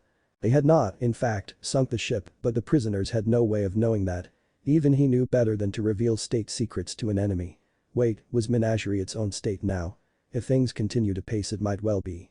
The technology, fuel and dust from that battleship would go a long way towards helping Menagerie get itself off the ground. We'll have your head for this. Right, Cordovan was shrieking at him. How long had she been at it now? He'd lost track. Her words were little more than a mindless bleat to him now, the wailing of a spoiled child denied a favorite toy. Honestly, it was beginning to annoy him more than he cared to admit. Boy. Switch with me for a second. Apparently Kurama agreed. Naruto offered the mental equivalent of a shrug. Be my guest. Don't scare her too badly. Blue eyes flashed red as Kurama bolted to the fore. A clawed hand flitted out, caught Cordovan by her collar, and yanked her halfway off the ship. His forehead slammed against hers, knocking his headband askew, sending her eyes spinning in her head. Naturally, she took offense. How dare you? You say you answer to some sort of authority. Kurama flashed his fangs at her, growling like a slow-moving avalanche. Your kingdom only wants us gone because we're an embarrassment. A hand reached up, cinching his headband back into place. Because we won't bow to you. Because we do what they can't. She made to reply and silenced her with a snarl. What kind of authority is that? Tell your superiors to send someone better. And if they can't stay away. The cataclysmic shove slammed her back into the boat and tore it free from its mooring on the docks, sending it skipping across the bay. Kurama straightened with a sigh. "On, my work is done." Anna whistled behind him. "Impressive. I'm sure she'll remember that." Cordovan clambered up and shook a fist in their direction. "I'll remember this. Just you wait." "She's right, you know." Anna sidled up to him as Kurama receded. "This will escalate things. Maybe not war, but relations between us and Atlas will be tense." On a certain level, Naruto knew her words held a grain of truth. It was the reason they'd kept prisoners at all. Cordovan was too much of a headache to bear keeping, but they'd held on to 5 of her men. Hopefully that would encourage this Atlas to not bring a loose cannon around here again. His gaze flitted to hers. Wataminute, his gaze flitted to hers. "You telling me to lay low? Didn't think I'd hear that from you." Doris clicked her tongue in a scoff. Perished the thought. Although, speaking of laying, Naruto didn't much like the look in her eyes. Her leg swept his. Utterly unprepared, he crashed back to the dock. There had been no aggression behind the move, as such he hadn't sensed it coming. His back struck damp wood and she landed in his lap, pinning him with the weight of her body. She leaned forward, her horns butting against his head. "Marry me?" Naruto's jaw dropped. "Ha. How about it?" Anna grinned as she sat atop him. "I'm not picky about kids. We can have as many as you want." A hand ran down her bosom flank and he gulped a little, marveling at the peak of creamy pale skin lurking there. "My family's always slow to show their age. I make a fair wage in my given field." "Sounds fair, no?" Naruto's brain rebooted. His brow furrowed and his hands came up, forming a singular seal. Anna yelped as she found herself straddling empty air. "DCH." She clicked her tongue. He ran away. Salem considered the news some days later. Bemused, she read the headline aloud. "Menagerie mangles Atlas cruiser." She scoffed. "Unprovoked attack." Laughter ran through the tower in a low, lilting contralto. She could use this. Oh yes, she would use this. Timber. Shadow clones and citizens of Menagerie strained as one. With a ponderous groan, the ruined bulk of an Atlas battleship wobbled once and toppled to the earth. A wave of dust, actual dirt, not the volatile substance that had once powered the mighty cruiser, blasted outward in a great flowing cloud of dirt and grit, startling more than a few Fronis with the sheer force of its impact. Naruto stepped up, sweeping it away with a wave of a hand. "That'll do." He wiped a bead of hot sweat from his brow and considered his handiwork. "Good work, everyone. Take a breather." As one, his impromptu allies lumped to the dirt. His clones, still brimming with chakra, merely shrugged and vaulted onto the wreck to continue their work. Tools came out. Metal peeled. In hindsight he could have done this single-handedly, but Gira had argued otherwise. Apparently it was important for others to join in this great work, to feel that they too had played a part in what was to come. After all, he couldn't be seen to do everything. Towing the ship to shore hadn't taken much in the way of effort on his part. Salvaging was another story. Thus far it had taken the better part of a week to divest it of arms and valuables. Now with Cordovan's departure they could work freely without fear of being discovered. This great hulk would be stripped down for building materials. Dust alone was valuable, but the true treasure, so he'd been told, was the communication array within.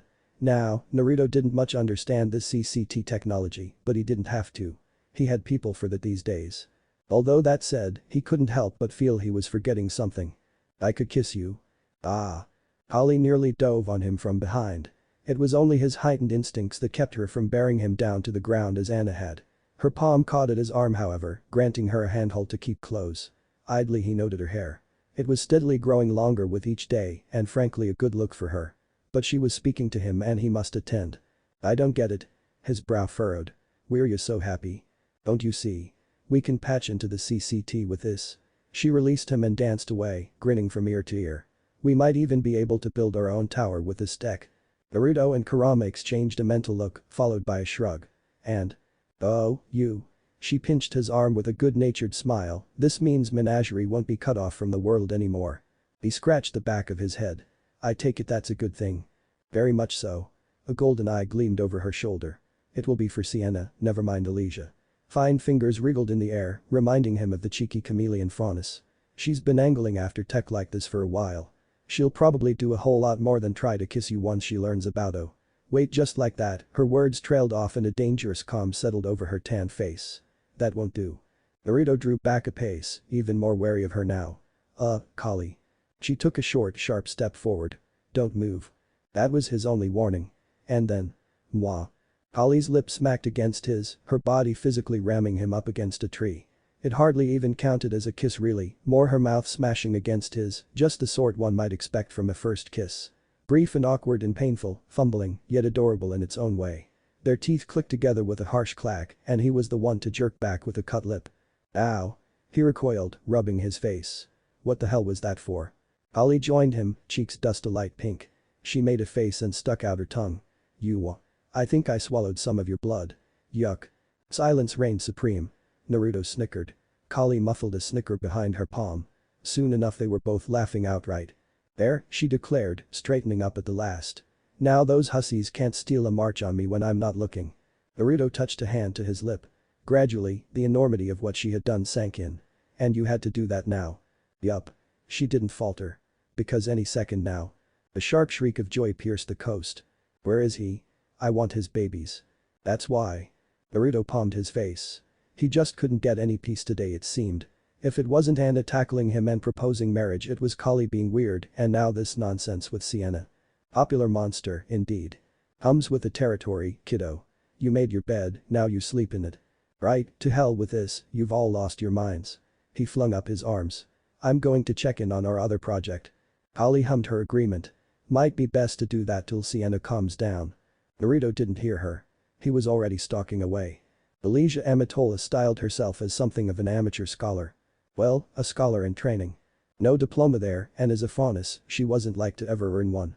Still, for all her laid-back habits, she longed to know the truth of this world. She reveled in its mysteries as much as unraveling them. Sure she had had a touch of combat training because frankly, who didn't on Menagerie? But that was all. No aura, no weapon. She knew just enough to drive away a rogue Grim. That was all. Thus, when presented with the enigma of one Naruto Uzumaki, she found herself eager to solve it. Who was he? Was he really the god of the faunus? The legend spoke of such a being, but he didn't act anything like any god she'd ever read of. He was brash and kind, soft-spoken yet also virtuous. He was a mystery, one she simply must solve. So when he asked her to meet him, Amatola leaped at the chance. Suo, here we are. As you can see, it's a bit of a wasteland. Understatement of the century there. Naruto considered the sandy shoal before him and the barren desert beyond it. Seeing, as they say, was believing. Kali had told him much of the island was uninhabitable, but to see it firsthand made his spirit sink. He thought it would just be a few patches of sand, not a literal waste. Beyond a few scraggly shrubs, there was nothing of value here but heat, and more heat. Even now he could feel sweat beading on his brow. If it weren't for the mountains shielding them, he suspected the whole of Menagerie would be downright dead. If I might inquire, Elijah continued, adjusting her glasses. Where had she gotten those? As she squinted at the dunes, why bring me here?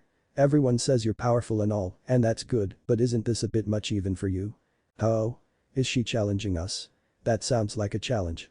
Naruto ignored the good-natured jab with sigh. Right time to fix this island. Surely it couldn't be that difficult. Thanks to the sage, he felt more powerful than ever. He wouldn't allow himself to doubt. He just needed to focus. Concentrate. Where there was a will, there was a way. And he had a lot of the former. Sure there was something he could do. Nothing ventured, nothing gained. Bending to one knee, he laid his marked palm upon the sand. It sank to him, whispering quietly. He could feel the life there, the once lively paradise had been. Some great disaster had stripped it away. There had been a battle here in the past, a fight so fierce that it bleached the ground on this side of the island and drained the very life from it. People had died here. Many people. Their emotions lingered, leaving the very air itself in. Kurama shivered. If I didn't know better, I'd say this place was haunted. Don't even go there. Just saying. Naruto wrinkled his nose. Wayward spirits he knew nothing about and he absolutely refused to. But as for the land itself, well, that seemed an easy fix from his perspective. It was like looking at an empty glass in need of water. He had plenty to give. If Yamato could do this, surely he could. No, he must. These people were depending on him. Maybe a little more than he would have liked, but the responsibility was still his. Elijah quirked a brow, mistaking his silence for failure. Look pal, you can't just turn a desert into II. Her words trailed off as grass began to grow. Trees sprouted. Flowers bloomed. Blue eyes pulsed with light as Naruto willed his very essence into the soil. A singed strand of blonde turned silver. Followed by another. Another now and another still. He knelt for a full 30 seconds, watching life return. It was slow in places, rapid in others, barely in his control. Finally, he deemed it enough and let go. His chakra did the rest. Freed from his control it poured into the landscape. He wasn't sure if this was the vaunted wood release. It didn't feel like it, and he'd created much more than mere trees. Did it have something to do with yin and yang? The answer escaped him. Surely a few gray hairs are worth it, no? Maybe? Well. Naruto dared a grin. How's that, Amatola? The chameleon Franus blinked. Once. Twice. Thrice. And then. She absolutely squawked. I call bullshit. What in blazes did you do?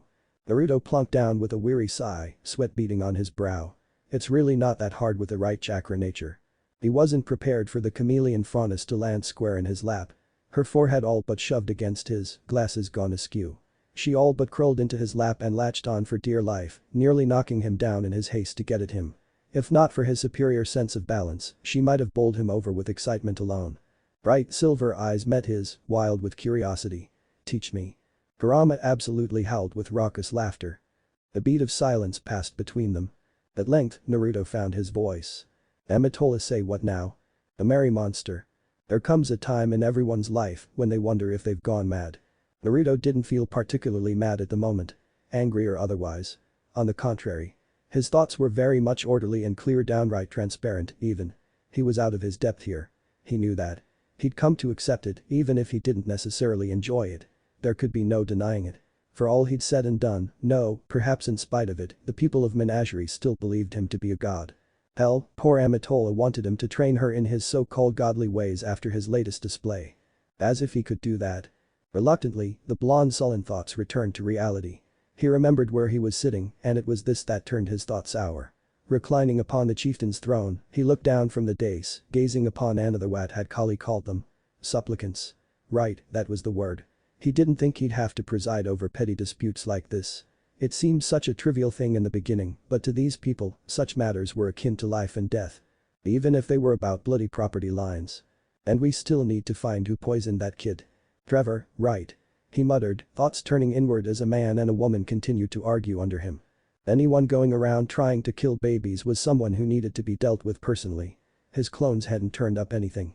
Maybe it was time to handle it himself. Unfortunately, that wasn't something he could do when had the entire island banging on his door. Make him high leader, would they?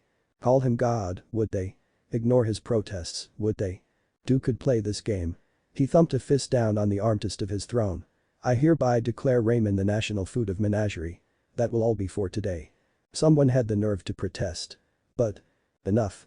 He raised a hand and plastered a smile to his face that he no longer felt. I don't want to hear another word about this. We'll divide the land up once it's settled up properly. Clicking his tongue, he waved them out. I don't have any more patience for the two of you or any of you today, really. Out. Another man bridled behind him. But your excellency, what about my cabbages? Cabbages? The hell was this one on about? No buts. Out. He watched them go, trying not to feel guilty for sending them away. A day.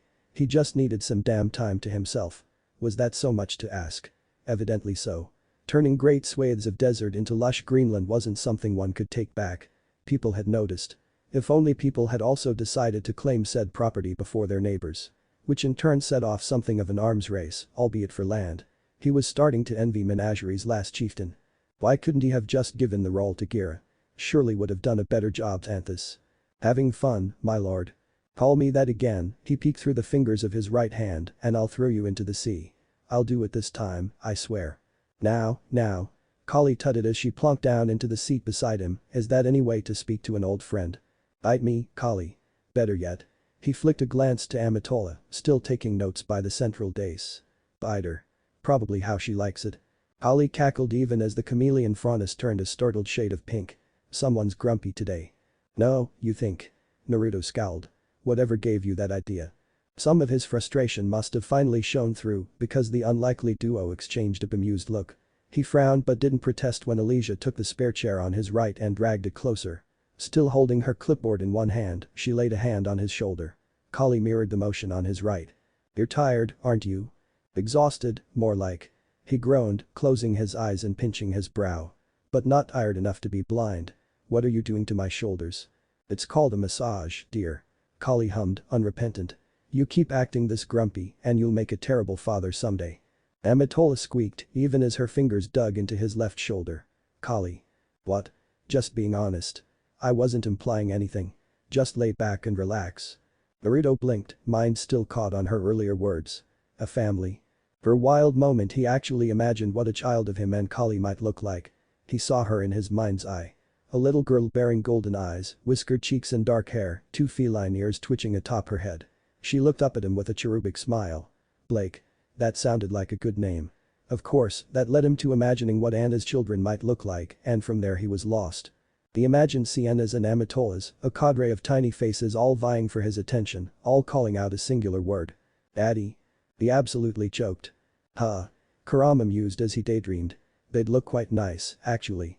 He had another fit of thought just then, perhaps whimsy or pique. The hell with this. He needed a drink. Something strong. Once they finished with this massage. Times were changing. Sienna saw the signs, and she knew what was to come.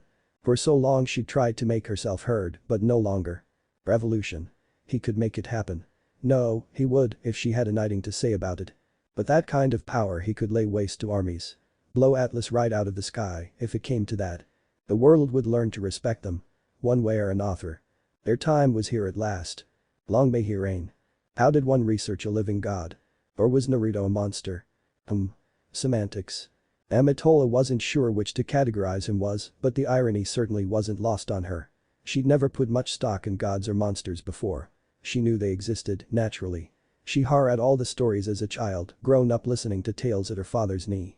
Every child had. And it almost made sense, from a certain point of view. It stood to reason that something must have created remnant. Likewise, someone had given them aura and in some cases, semblances. How else could one explain Grimm or the distinction between Franus and human? But a higher power. She'd not believed in such until recently. Now she was learning at the feet of an honest-to-goodness deity. He said he wasn't one, but were not the gods humble. Perhaps that was a bit contrived, but there it was. She'd seen him breathe life into death, create a lush forest from empty sand. If he wasn't a god she'd eat her boot and name her firstborn Ilya. No wait, that wasn't a half-bad name thoughts for later, she supposed. She released a breath she hadn't realized she was holding. No doubt the others were making plans of her own. But that was neither here nor there. A faint smile lit her face as she considered it. His personality was precisely what made him so fascinating. Enigma. She decided, scrawling out a hasty reminder on her clipboard. Pester him later. Boy. Naruto's voice carried, even with his eyes closed. I can hear you taking notes. What you writing this time? Elysia hid it behind her back. Nothing, your eminence. The scowl returned. Don't call me that. Well, in for a penny. Then what should I call you? Her tongue betrayed her before she could think better of herself. Most holy. A tan finger touched her chin, great one. Kali hid a smile behind her hand, content to watch the show. Not so Naruto. Even with his head tilted back, she still had the distinct sensation of him watching her. As if he knew exactly where she was, what she thought, and what she was about to do. Ow.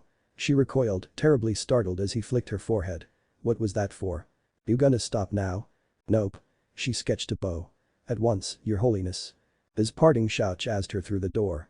Arg. Strength. Anna Taurus understood it now, as she swung her sword. Those around her mirrored the motion, poorly perhaps, but she would break them of that habit in time. This man, god or no, was the pinnacle of strength. Immortal or mortal, it didn't matter to her. He'd bested her in combat and won her attention, if not her head. Odd as that might sound, that was the truth. Those of the Taurus clan respected strength, and he'd proven himself. She raised her blade and continued to drill the soldiers before her. Come what may, they would be ready. And then. Naruto would be hers. Ira looked up as Naruto slouched his way into the bar. Another long day. Haggard blue eyes met his. You don't know the half of it. He didn't so much walk as he did stalk to the bar. Poor. An able bartender he was not, but Gira knew his way around the glasses well enough. In short order the blonde had a cocktail in hand. Not long after that, he was beckoning for another. They don't stop, Gira. How do I make them stop? I'm starting to think you're the only sane one here. There.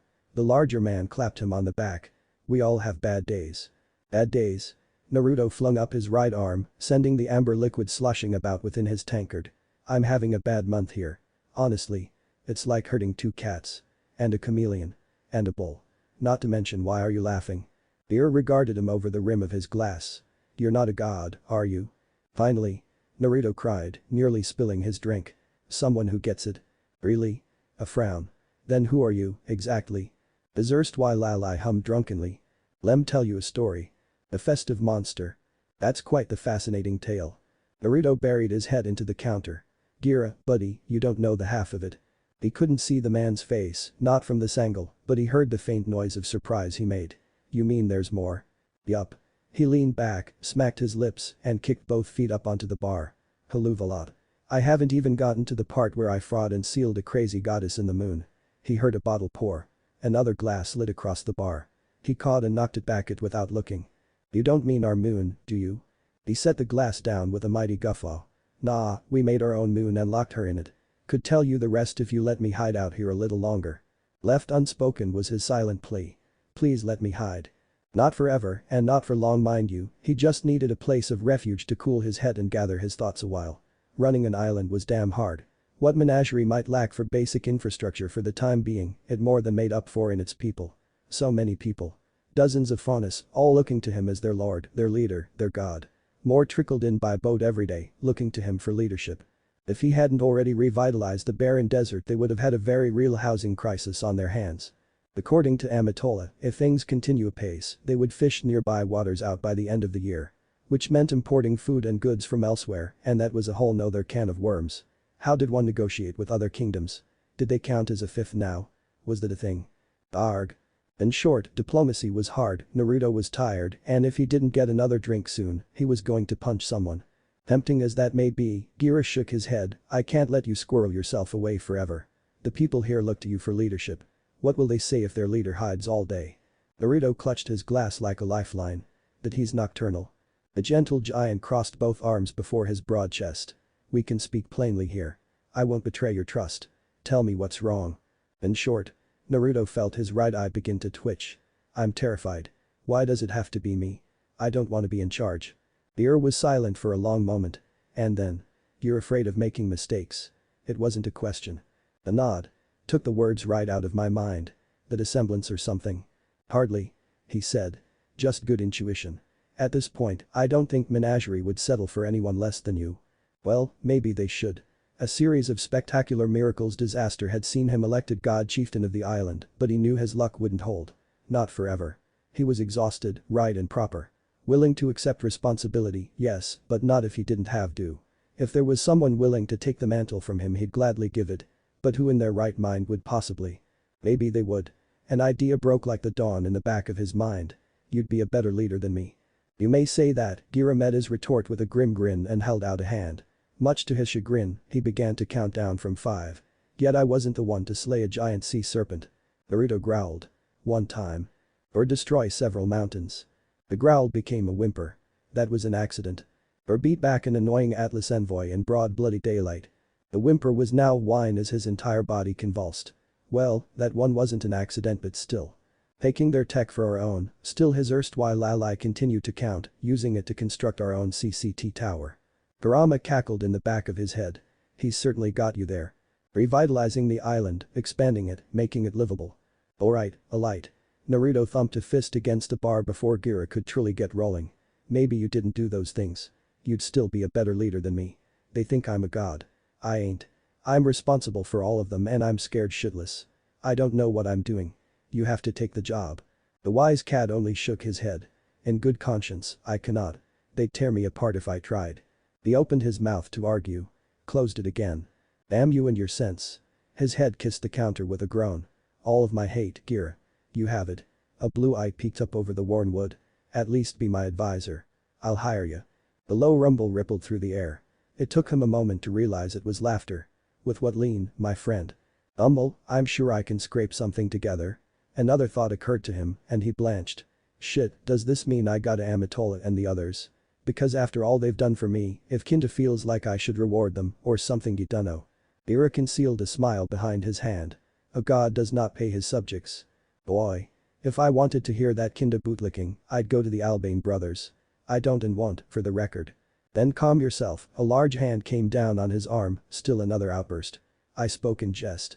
In all honesty, I'd be happy to assist you in your task as chieftain. You've a good head on your shoulders, well, most of the time at any rate. The less said about his irritation with being called a god the better. If I could make one request." "Anything. Name it." "I would ask that you be kind to Kali." Naruto's smile died an ugly death. "Kind. But I'm always nice to her." "You are," Gira granted him a nod. "I would only ask that you continue to be. She's ever been a free spirit." He sat up, noting the faint hint of nostalgia in the older man's voice. I do not wish to see her hurt. Wait, were the two of you? Us? Goodness, no. Low laughter spilled out onto the bar. We're old friends. Nothing more. Perhaps in time we might have settled down, but that moment has Pasitas have the rest. He proved particularly quick to add the last bit when the blonde opened his mouth. I'll thank you not to foist Sienna or any of your companions onto me. They're your problem to deal with. Last. So much for the easy way out. It was too much to hope Gira wouldn't needle him. If anything, I suspect you'll have a few little ones running about in the years to come. His stomach lurched. Future children aside, you got any suggestions that can help me with the here and now? I thought you had Elysia Amatola for that sort of thing. About that, Naruto found himself grimacing all over again. Don't get me wrong, Elysia's a great assistant and all, but I can't go to her for this. If there's a problem, she can find a solution, but well. I see. Gira's head bobbed in universal understanding. She's part of your current problem then, I take it. Yes, that. Naruto flung up his arms with a cry. Exactly that. Well, her, Kali, Sienna, and Anani ideas. That depends entirely upon you. Gleaming golden eyes fastened upon him. Do you care for them? What kind of question was that? Of course he cared. Kali had been the one to help him find his footing here in Menagerie and beyond. She was the catalyst in all this, she who first expanded his worldview, urging him to look past the petty prejudices of humans and faunus to see what might lay beyond. Sienna had pushed him to action against Atlas, Anna to strength, and Elysia to be mindful of the people he watched over. They'd each had an effect on him, for better or worse. Should something to them will it be cross? Please. You'd slaughter anyone who harmed them. I mean, you're not wrong, you know. But did he care? Could he see himself spending the rest of his life with any one of them? Or perhaps no, don't go there yet. He needed to find an answer to the first question before he even dared to entertain the second. If he didn't find one soon, all this doubt would eat him alive. It's not an easy answer, is it? Gira claimed the seat opposite him and poured him another drink. The fact that you hesitate at all speaks well of you. His brow furrowed. How so? When you first came to us, you leaped without looking. He topped off his glass, then went to pour his own. Now you stop and think. Look before you leap. Not always, mind you, not every time, but the fact that you do it all reflects your willingness to change. Clawed fingers curled around the glass as he knocked it back. To adapt. In that regard, we couldn't ask for a better leader. Ideas, man.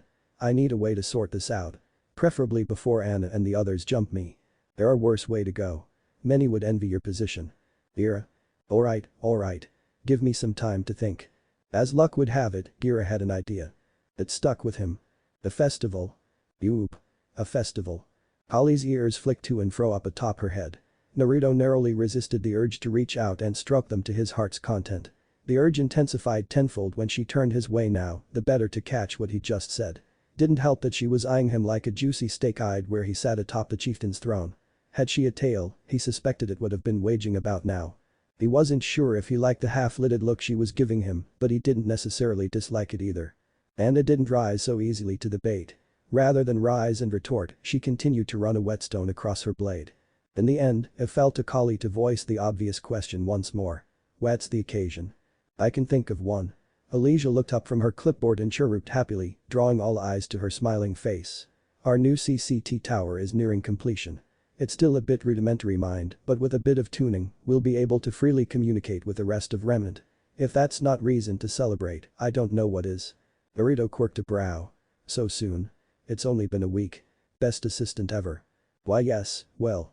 The chameleon Franus flushed, physically turning pink under his praise for a moment before she wrestled herself under control. There's also the matter of the new zone you created. Leave it to her to rub his accomplishments in when he least expected it. With the desert eradicated, much of the island itself is habitable again. Folk have already begun moving out of Kuokuana to hew down trees. There's talk of expanding population centers, even building a city on the other side of the mountains. Those stark silver eyes swept back to her charts. Business with Mistral is booming. Refugees aside, we've seen an uptick in lumber by nearly 50%. Is that good? Good, he says. Sienna seemed less than enthused, but he didn't miss her ears cocking his way, nor the way her golden eyes gleamed as she began to pace before the throne. In a word, yes. Before you, 2/3 of Menagerie were all but uninhabitable due to climate and grim. Do you understand? She pivoted on one heel to face him. You've all but solved the former, leaving us with the latter. Once we exterminate those beasts once and for all, we'll have ourselves a peaceful utopia. Maybe more if you can expand the island. Holly preened. It does have a nice ring to it. Anna huffed, eyes flashing like wildfire. Time spent celebrating is time that could be spent training. Rallying the troops. For what? Kali clicked her tongue. For war. Pale blue eyes snapped her way. You're a fool if you think Atlas will let us be after what we did to their envoy. Naruto quirked a brow. Is that a no on the festival, then? Anna's gaze lit to his. Neither moved. He'd always known this would be a hard sell for her. From the very beginning, she was the greatest obstacle to overcome. Anna Taurus was a mercenary through and through. Give her someone to fight her soldiers to train and she'd be content. Ask her to preside over baffling numbers and a possible shadow war with Atlas. Well, he didn't blame her for her aggression. In the end, she surprised him. Her pale face slowly turned red to match her long flowing scarlet locks and she looked away. I didn't say that. Great. He clapped his hands. Sienna. What'd you say? Come on, we could all use a chance to relax.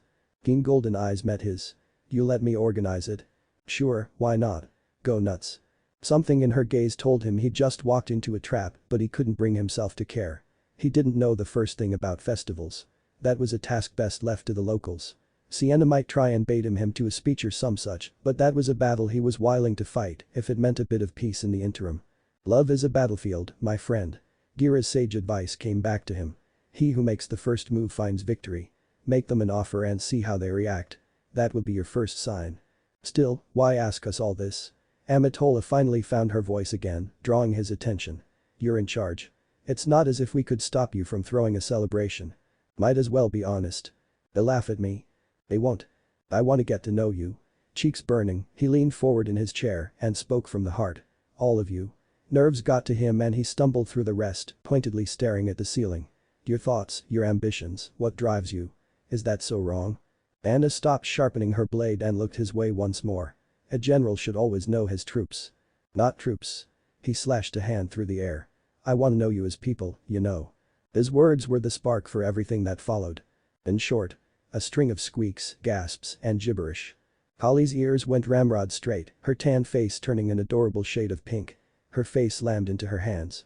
Amatola's knees twisted from side to side before all but turned invisible and studiously gazed upon her clipboard, refusing to meet his eyes. Meanwhile, Sienna and Anna exchanged a long lingering look between one another, as though girding themselves for the war to end all wars. The door to his chambers creaked open before he could ask what they were on about. Sire. A masked page poked their head through the gap, wasted and gasping for air. There's a man here to see you. Not now. A distant crash echoed in the hall behind the door. Anna's sword escaped its sheath with a rasp of naked steel. Amatola sprang to her feet. Sienna went for her whip and Kali pulled a slender holdout dagger from her sleeve. That's what we told him, sir. The poor boy sounded positively harassed before the armed quartet. We tried to make him shove back off, but he wouldn't listen. He's cutting a path straight here. We can't stop him. Another tremor rocked the earth, heralded by a distant shout, drawing a whimper from them. He's much too powerful. Anna snapped out of her daze. What manner of weapon does he wield? Well, a cane. The poor page whimpered and hung their head before her incredulous snarl. Just a cane. A ripple of confusion pulsed through the room. Naruto flicked a glance toward the door. The cane? He's not killed anyone yet, the messenger babbled on, heedless of their confusion. He's just knocking them out, but still. We need help, oh gods. The hand spared through the gap, caught a hold of the page's head and yanked them back through the gap. Their subsequent shriek of fear was muffled as the door slammed shut. A dull crash rang out almost immediately thereafter, followed by a faint groan as someone or something slid down the wall. Terribly sorry about that, a low voice intoned. You'll have a bit of a headache when you wake up, nothing more. And the doors parted once more. Well-polished shoes clicked against the floor as someone entered, a spring in their step. A stately middle-aged man stepped through them, his dark hair touched by streaks of silver. Clad in a dapper black tweed suit with an open jacket, he was the very picture of poise. A green scarf hung loose round his neck, contrasting nicely with the spectacles he wore.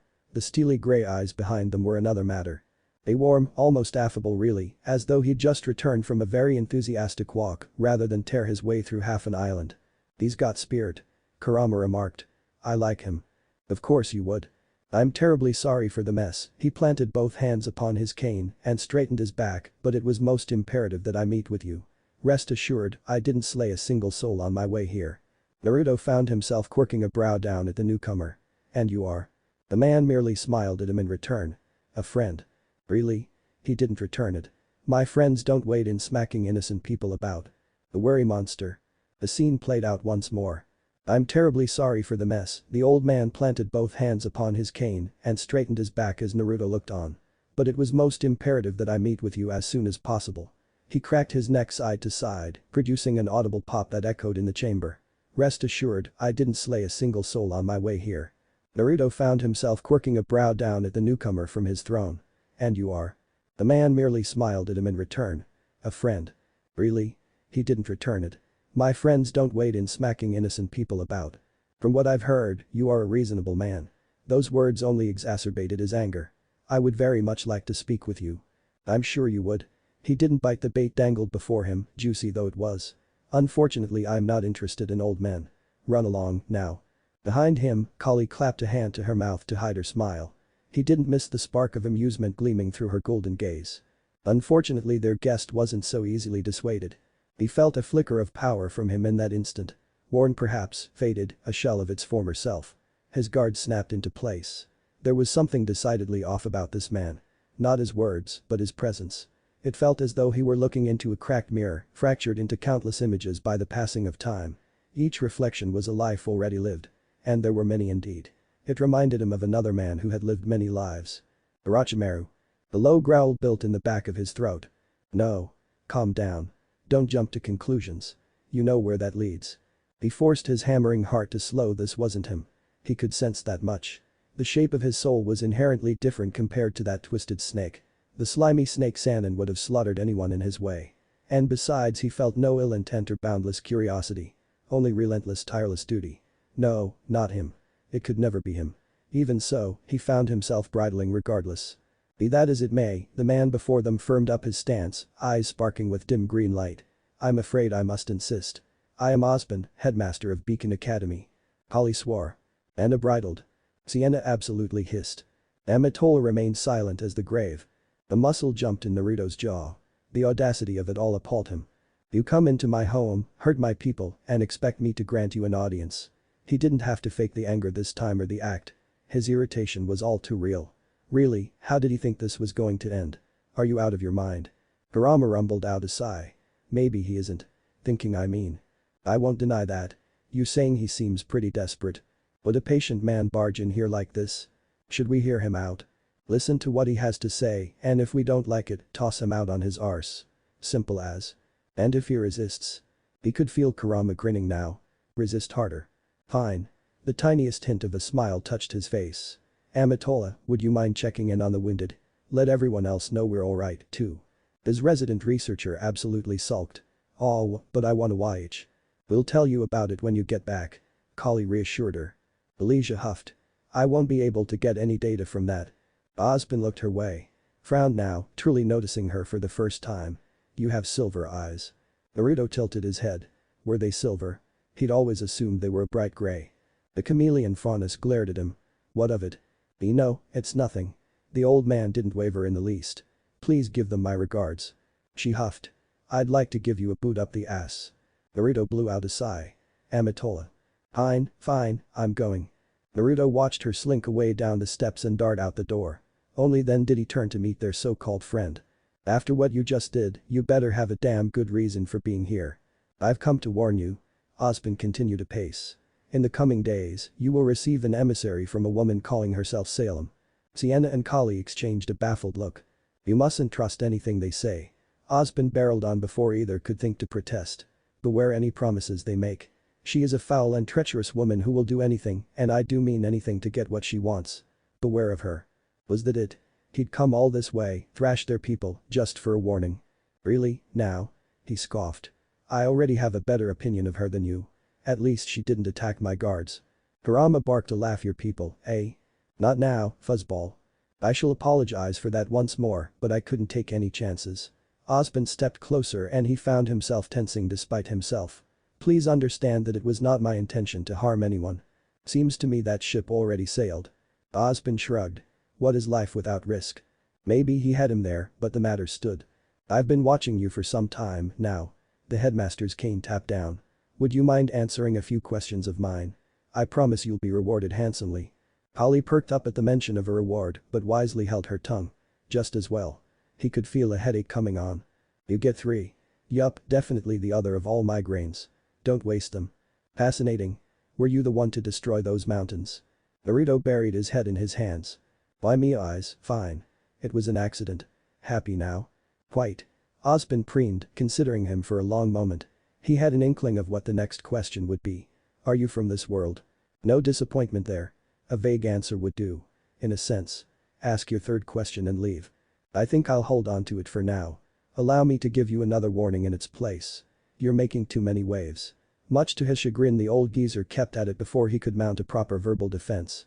Your actions have been noticed, not just by Atlas and Mistral, but the rest of the world at large. Humans have begun to fear you. Franus whisper of you. I'm sure you've noticed the sudden influx of people on your shores. There is talk of another Franus war, or worse. Let them come.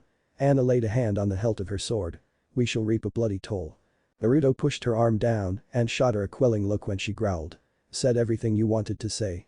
Not quite. Atlas is rather cross with you at the moment. Oh, are they? Sienna scoffed at his side. Well, they can swallow it. A bloody nose is the least of their worries. A hand rose. Please hear me, I beg of you.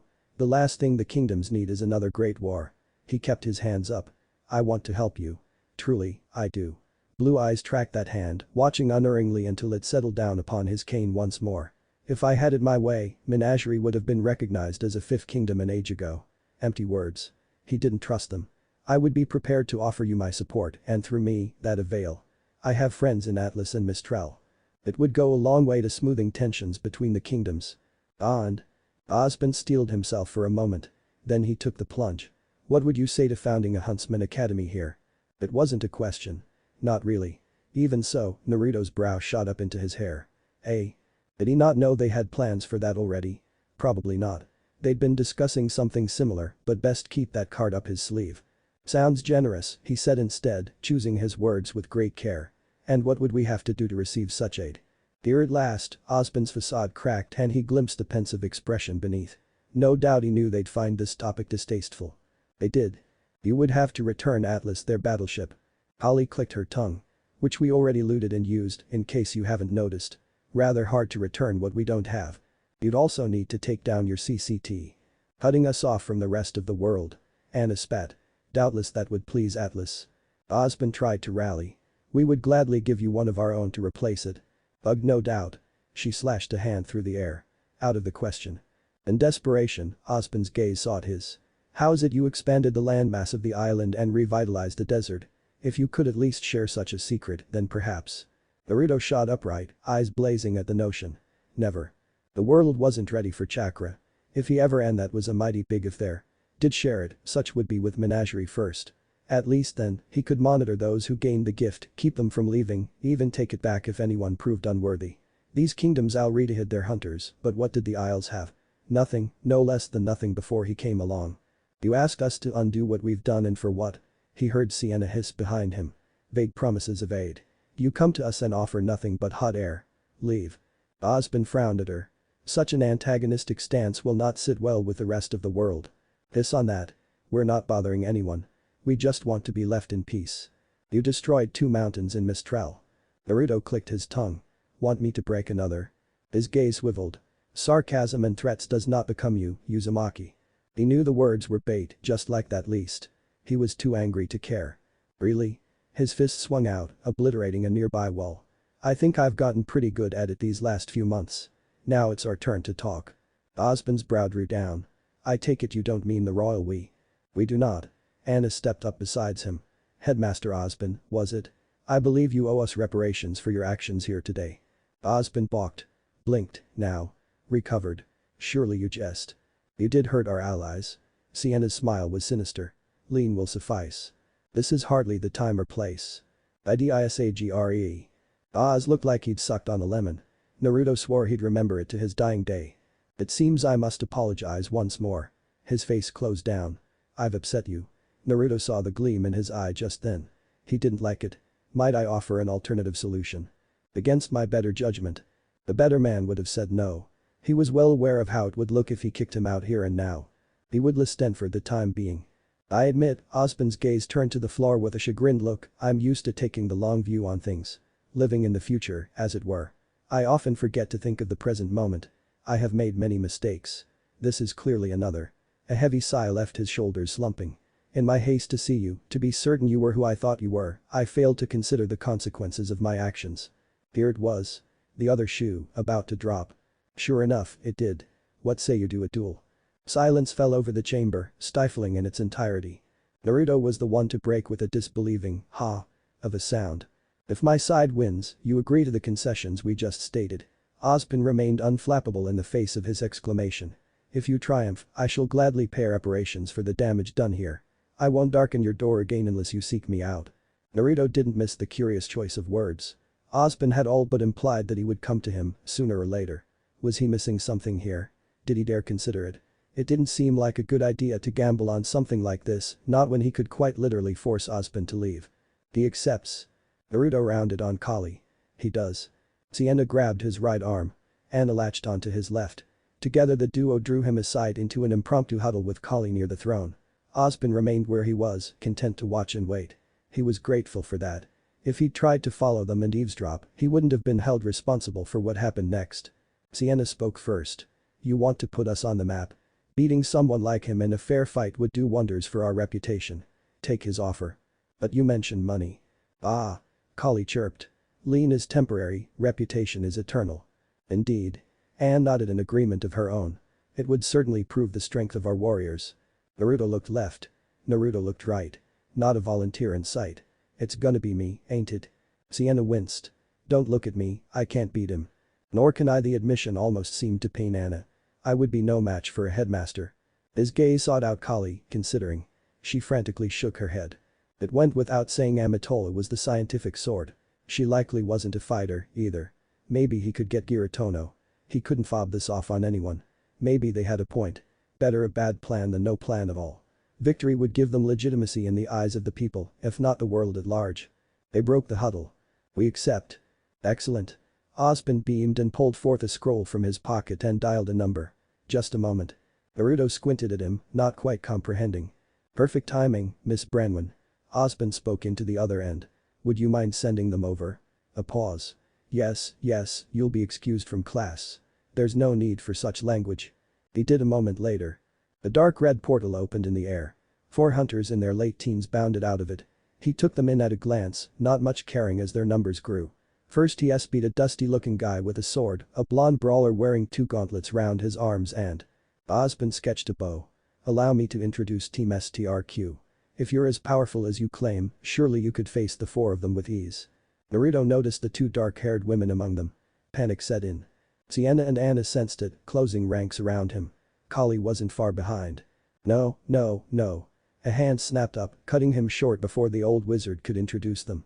4 is quite enough, thank you very much. Naruto absolutely choked on his spit. The one with short hair and silver eyes squeaked. Excuse me. 4? Ozpin blinked, not quite comprehending.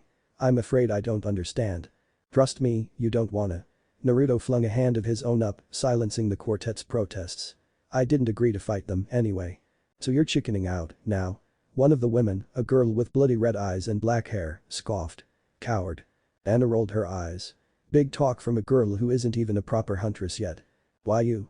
The dark-haired swordswoman glared bloody red daggers at Anna, reminding him of a raven with ruffled feathers. Cheeky bitch. He would have enjoyed knocking her down a peg or 3. But beating someone still in their academy days wouldn't win him any fans. Even so, he couldn't resist the urge to jab back at her. Now hold on. Naruto grinned back at her. You might have misheard me. I said I won't fight the 4 of you. His fellow blonde frowned. I don't get it. Who then, if not us? The only one left is… His teammate still didn't. Now their names stiffened in understanding. Ozpin stilled, perhaps realizing it as well. Pardon. Naruto stabbed a finger at him. You, Ozpin. I'm gonna fight you. The old sage blinked. Are you certain of this? I am not so weak as I appear. I would have your word. You have it. He sealed his fate. I don't go back on mine. Ozpin smiled. Very well, then. I've no issue. So it went. Menagerie gathered once more. The heady afternoon sun beat down on their backs from a cloudless sky, promising a muggy afternoon. Despite that, it felt like the entire island had turned out to see them this time around. Stands were erected, children waved their little flags as their parents held up their scrolls, a few enterprising souls even dared to place bets as their fellows drew near. Naruto saw money change hands more than once and heard more than a few figures besides. By contrast, the arena wasn't much of one. Little more than a circle drawn in the sand near the seashore. Naruto stepped into it from the east. Ozpin chose the west. Are you prepared? Ira stepped into the ring between them and rattled of the rules to Ozpin. The duel would be to or loss or ring out. Whichever came first. Naruto barely paid attention. His gaze was fixed firmly upon the old man. The old geezer looked inordinately pleased for some reason. He had an inkling as to why. He'd have to test it to be sure. Don't go in at full power, Kurama cautioned. These people came for a spectacle. Give them one. Boy. I ain't gonna throw the fight.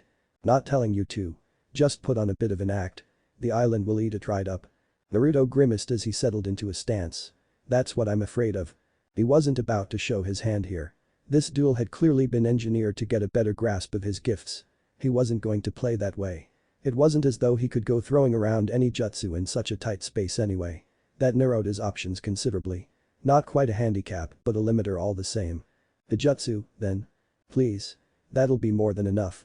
Amatola stepped up behind him and offered him a towel. That wasn't very nice, sending me away like that. Naruto took it and wiped a bead of sweat from his face. Then watch to your heart's content. Her silver eyes flashed. I intend to. I'll be taking plenty of notes. He didn't miss the curious note in her voice. Just be careful. She nudged him with her shoulder and took back the towel. You too. Easier said than done. His gaze strayed to Team STRQ, only to find them on their best behavior in the stands. Strange that they'd be so silent now after the ruckus they'd made in the throne room. Perhaps that had something to do with Anne and Sienna's presence. Kali was certainly watching them like a hawk. Warm lips graced his cheek. He jolted back to the world. Ha. Elijah pulled away, grinning impishly. He didn't miss the way her scales flushed. For LUCK. He swatted her flank and she sashayed away with a laugh. Ozpin looked his way. I trust you have aura. Not as such. Sorry, he apologized, not meaning a word of it. But I'm gonna trample you, now. Ozpin planted both hands on his cane. He looked utterly at his ease. You may try, my friend. You may certainly try. Ira's hand swept down. Begin. Ozpin was moving the moment he did. He lunged like a fencer, cane thrusting out in a singular leap to strike at his torso. It was a good strategy. Close the distance in an instant. Force him on the defensive. Naruto stepped back and let him pass by. Time unfolded slowly. He saw the surprise in Ozpin's eyes as he hurtled by, his face turning to glance at him. Realization dawned behind his glasses. His gaze widened. He tried to come about mid-leap. To turn and present a smaller profile toward him, defend himself, to do something, anything. Naruto didn't give him time. Aura. Clenched knuckles hammered hard into the side of Ozpin's face, shattering his spectacles and denting his cheek besides. Unprepared for such a sudden strike, the wizard went spinning down into the dirt. He lay there, sprawled out in a heap. Asps went up from the crowd. Naruto considered him with a baleful eye. Might have been a mercy had that blow knocked him out. It didn't. Slowly but surely, Oz got an elbow out from under him and began to rise. Good. He didn't want this to end too quickly. Ozpin thumbed a line of blood from his nose and stood. A fine punch. The wizard grunted. It seems I underestimated you. Naruto turned and spread his arms wide, throwing his own words back at him with an impish smile and vengeful glee. Care to try again? Ozpin most certainly did. An unseen monster. I've blundered. This realization soon proved something of an alarming one on Ozpin's part. Not abrupt by any means, but subtle, knowledge gained over many encounters with his opponent. Constant clashes with the belligerent blonde before him brought him to the very limits of his body. Pushed him to the very threshold of his endurance and then even further beyond just to keep up until his aura strained and his body ached in places he hadn't even known existed. And he just did not stop. His mind was still whirling when Naruto's fists sit down at his face with savage strength and sinister speed, swinging with such strength the air around him actually seemed to catch fire for a moment. Golden fire. Ozpin didn't dare block it. He'd made that mistake once already. His right shoulder still ached from that foolish air. Instead he borrowed a page from the blonde's book and stepped aside, wisely taking himself out of harm's way entirely as the whiskered warrior careened past. A scalding shockwave blasted his hair back, but the old knight squinted against it behind his spectacles and saw his opportunity. There. His back was to him now. He'd left himself wide open. He lunged and struck true, landing a debilitating blow or so he thought, until his cane passed through empty air. What? In his haste to act, Ozpin didn't see the flicker of movement beneath him, nor the rising fist that swept up in its wake, but he certainly felt his aura flex as the air fled from his lungs and his entire body creaked from head to toe. Pain. He'd almost forgotten what it felt like after all these years. Likewise, he heard every single Franus watching cheer as his body crumpled over the blonde's arm. It was a humbling thing indeed to be booed in such a manner. Such was the sting of humiliation. He'd not felt that in decades, if not centuries. Naruto patted his back with his free hand, the other still wedged in his gut. All that work for one hit. You must be so proud. That was the crux of things, wasn't it? Pride. Foolish, abominable pride. He'd come to think of himself as formidable these days, even with his power split among the maidens. His magic might not be what it once was, but he had aura and this body was impeccably trained. He'd had an entire lifetime to train. Fought off the worst Salem had to offer time and time again. The former owner of this body was regrettably one with him now as all hosts were, sooner or later, but he liked to think the former Ozpin would have been proud of what he'd achieved. Thus it came as something of a shock for Ozpin, yes, a most unpleasant surprise indeed when he found his face buried in the dirt for the umpteenth time in as many minutes. A casual backhand swatted him clear off his feet and sent his body bouncing across the arena like a flung stone across a placid pond. It was only lifetimes of experience that prevented him from landing out of bounds entirely. Were this a true blue duel to the death, he could have simply unleashed the energy contained in his cane and annihilated the blonde before him, rather than dragging it down into the ground to slow his momentum. But that hardly seemed sporting here, didn't it? At the end of the day he wasn't here to kill. He was here to fight, possibly even recruit the young man before him. Even if it was a losing battle. Last but this boy was well trained. He could admit that much. Moreover, he didn't recognize his fighting style. In part because there didn't seem to be one. His was a mad blend of moves from others, likely learned over a great many years, and likewise, many teachers. He couldn't trust the holes he left in his defenses either. More than once he'd sought one, only to be intercepted outright or worse, take a beating for it as he was now. You good? Naruto planted a fist on his hip as he regarded him. The act smacked of showmanship, and the crowd even Team STRQ ate it right up. We can take a breather, if you like. Raven, ever one for conflict no matter the side, hooted her agreement. You tired, old man? A rare ember of anger sparked in Ozpin's chest. He pushed himself upright with an effort, no longer hunched over his cane for balance. From there it was a simple matter of reaching up, adjusting his spectacles, sweeping a hand through his hair to push it out his eyes, then straightening once more. Your concern is touching, Miss Brandwin, but I'm quite alright. He absolutely loathed the faint tremor in his voice. We can continue at your leisure. Great. Naruto's smile set off a fresh pang of alarms. Let's kick things up a notch or two. Give the crowd a show, you know. What? Clenched knuckles filled his vision. Ozpin's cane swept up, bleeding momentum. Naruto stamped a foot down to change direction and parried it, catching the blunt end of his precious tool with clawed fingers before dragging it parallel across his body. An ominous creaking sound rose in the air, and with it, Ozpin's spirit sank. Doubtless he meant to break it. Unwilling to accept such an outcome, he braved his cherished tool with both hands and wrenched it in the opposite direction to force a clash. Naruto only smiled and once more, Ozpin realized he'd stumbled into a trap. Naruto's knee rocketed up, leaving him no choice but to meet it with his own or be knocked out the ring entirely. He felt his aura plummet as pain rocketed through the limb. He'd be limping tomorrow. Now that's more like it. The young man grinned down at him, sparks flying as they clashed. I can actually feel that. Ozpin grit his teeth. In a moment, all you'll feel is defeat. Utter disappointment. Let's flip that coin, shall we? His foe winked, grabbed his cane with the other hand, and… plunk. Stars burst before Ozpin's vision, and his spectacles snapped in half as Naruto's forehead barreled into his. His concentration shattered and with it, his grip on the cane. His body faltered, falling to one knee in the face of such pain. Oh, the pain. By the brother gods, the pain. It felt like he'd run face first into a bullhead. What was his skull made of? Pure metal. Through bleary eyes he watched Naruto pivoted, now grasping the business end of his weapon, brandishing the silver hilt like some sort of metal bat. But why would he? Oh, dear. In a single seamless movement the whiskered warrior spun around and decked him with the hilt. A tooth whistled free through the air. Ozpin's face kissed the ground again, his body with it, and lay still. All around him the world went silent. The cheers stopped. No one moved. They might have stopped breathing for all he knew, such was their shock. Summer broke it with a yelp. Professor. The sound reactivated Ozpin. Dragged him back from the brink of unconsciousness. He dearly wished it hadn't. This so-called. Naruto could have finished him there. He knew it. They both did. But he didn't follow through. Instead he goaded him on, encouraged him, strange as it might sound. A boot nudged his shoulder and rolled him over onto his back. Something landed on his chest. It took him a moment to realize what it was. His own bloody tooth. Come on. Stop holding back. Gimme your best. Ozpin grit his teeth and fought to right himself once more. failed as his body buckled. His best. This was his best. He had nothing more to give. At the height of his power this would have been a very different battle.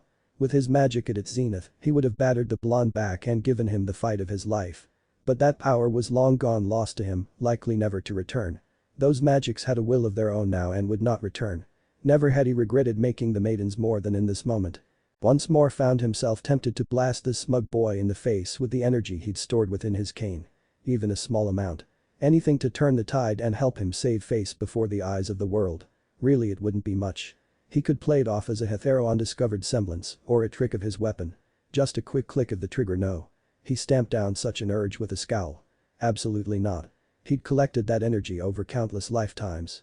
To waste the entirety of here and now would not only be childish, but pointless. And he was beginning to fear even that wouldn't be enough. Oh. His foes seemed to realize that a moment later. You've already hit your limit, haven't you?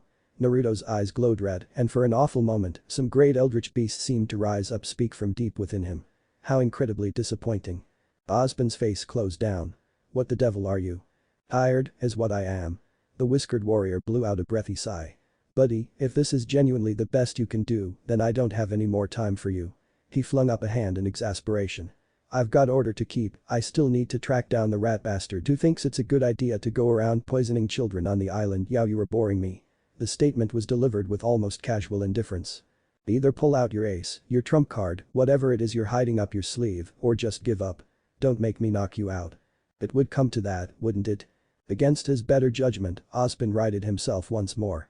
Through a bruised eye, he considered the sidelines. Fight. Oz, come on. Get up already. What the hell are you doing, old man? Mstrq was hollering at him to press on, but his concern didn't lay with him. It was the fondness that concerned him so and not for the reasons one might think. Nearly the entire island had gathered to watch. Many were recording this with their scrolls. Doubtless news of his defeat would be spread over the whole of Remnant by nightfall. All thanks to their new CCT system, another gift salvaged from the wreck of that Atlas cruiser. Menagerie didn't have a news station, being such a small isolated nation, but he suspected that was about to change. He could hear them, too. More aptly, those strange young ladies with whom he'd surrounded himself. He's doing it. He's actually beating a headmaster. I didn't think it was possible. Of course he is, Kali. Did you expect anything less? This is foolish. He needs to finish him off. What's he waiting for? Osban hung his head. So. This was defeat then. It tasted bitter, bitter indeed. But he could accept it. He'd given it his all. Everything he had. Very well. He sighed, forcing himself up onto his knees. I'm no fool. The world froze. There was no other word for it. One moment Osban was preparing to admit defeat with what remained of his dignity. In the next, all the motion and madness of Menagerie ground to a jarring halt. Every single color faded to gray, dragging all semblance of sound with it. He stood in the silence and tapped a foot against the ground. The noise echoed hollowly in the void. What is this? The voice ripped through his ears and drove him back to his knees. How far you have fallen. Osban gripped the side of his head. He knew this voice. But why now? After all this time. When I sent you back all those eons, your purpose was to bring peace and order, not diminish yourself and be belittled like this. Though it lacked a face to frown, the God of Light's voice conveyed his disappointment all the same. You have failed in this once again. I have seen enough. Heat flooded his body. He balked at it, not quite comprehending. What is this? A gift. There will not be another. I restore you. Reunify you. But the maidens will remain. They are of your magic and thus your mistake, one you must rectify. Do not spread yourself so thin again. Humbled by such a restoration, he could only bow his head. You have my thanks. Do not thank me. I give you 50 years. His blood ran cold. What? 50 years, Ozma. Likewise, any trace of warmth had utterly fled from the deity's voice now. It was unknowable. Implacable. Unstoppable. You were given countless lifetimes to right your wrongs and failed. Now I give you half a century. Use your full might to face this fool, lose or win, I care not. But know this. If order is not restored, if my brother and I are not summoned by the given time, we shall deem Remnant a failure and return to destroy it. Or dawned. No, wait. Time unwound anew. Osban blinked, finding himself back on his knees. And yet everything had changed. He could feel it, strength simmering just under the surface. He felt decades younger. Stronger. Faster. And yet all this came at a horrid price. 50 years. 5 decades to bring the world together, best Salem, and summon the gods once more. Failure didn't merely mean his death, but the deaths of thousands. Millions. Perhaps billions. There was no time to waste. He would stat here. Would like to continue. Naruto sighed. Have it your own way. The lazy kick swept his way. He could see it this time, if only just. Osborne spun with a blow, pivoted and snapped a kick into his ribs. Naruto trapped it against his body with an arm and swung, launching him towards the ring's edge. Osborne slammed his cane down, digging it against the sand, superheating it to glass. From there he stomped down, flinging sharpened shards his way. The blonde blocked his face with an amused tut, hiding a smile behind one arm. This time for certain. His cane flicked in at his eyes while he did, seeking to strike while he was blind. Naruto caught it with a smile. Do you know the definition of insanity? The sudden inquiry caught Osborne flat-footed. Pardon? It's just, I've been thinking. The blonde blocked a strike with his knee, ducked another, swept in and traded blows with him. Osborne's fist smashed into his chest, sending a coat of ice crawling across his flesh.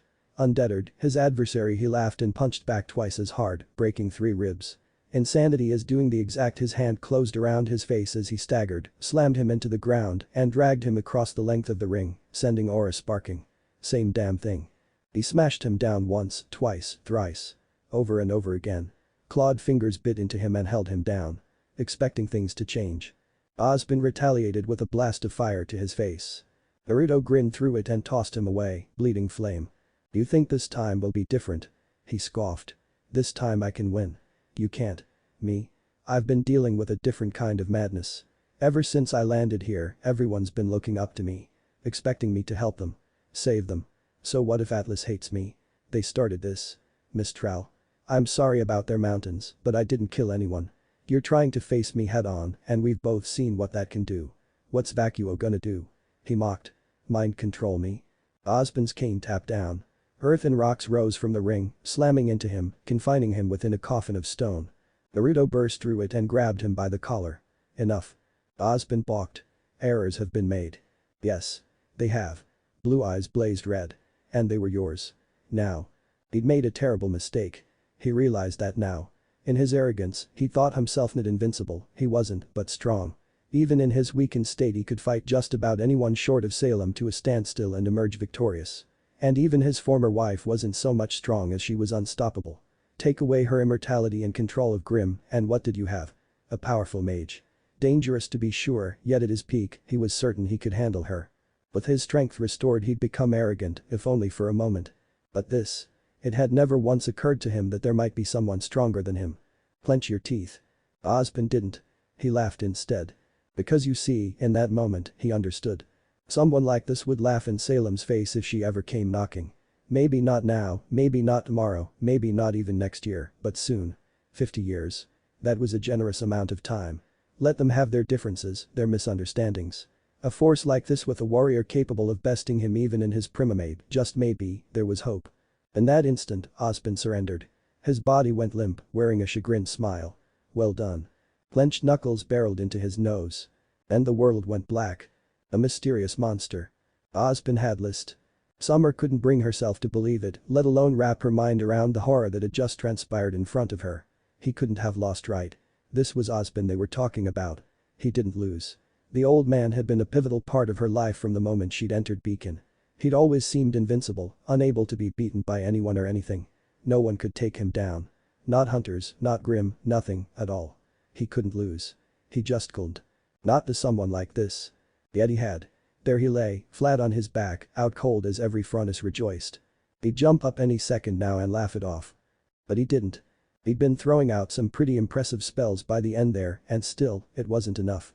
Naruto nudged his prone from now with a booted foot, idly rolling the headmaster onto his back. If nothing else, he wouldn't suffocate in the dirt. When he didn't rise, the people of Menagerie grew all the louder. Then their leader pumped his fist into the air. Blonde bastard didn't say a word. He didn't have to. They went mad. Crow grinned. How the hell did he lose? I am. Raven echoed her brother with a long drawl, her voice nearly lost in the cheers that followed. Never thought I'd see the day someone took the old man down a peg. Yang shot her a dark glower. You would say that. It just means he's weak, that's all. Summer sank an elbow into her ribs. Raven. What? Her teammate shrugged one shoulder, unfazed. This Naruto guy is strong. No denying that. Strength is all that matters. Pro rolled his eyes. Not the time, Ray. Whatever you say, bird brain. Summer narrowly resisted the urge to smack their heads together and throttle them both. Sometimes it was easy to forget about their upbringing. Maybe it really was too soon to expect empathy for anyone outside Team STRQ. She and Crow had been raised in that god-awful tribe. They weren't quite right in the head, no matter what anyone said. At least Crow was trying to be normal. Trying being the operative word. Boy, beacon team.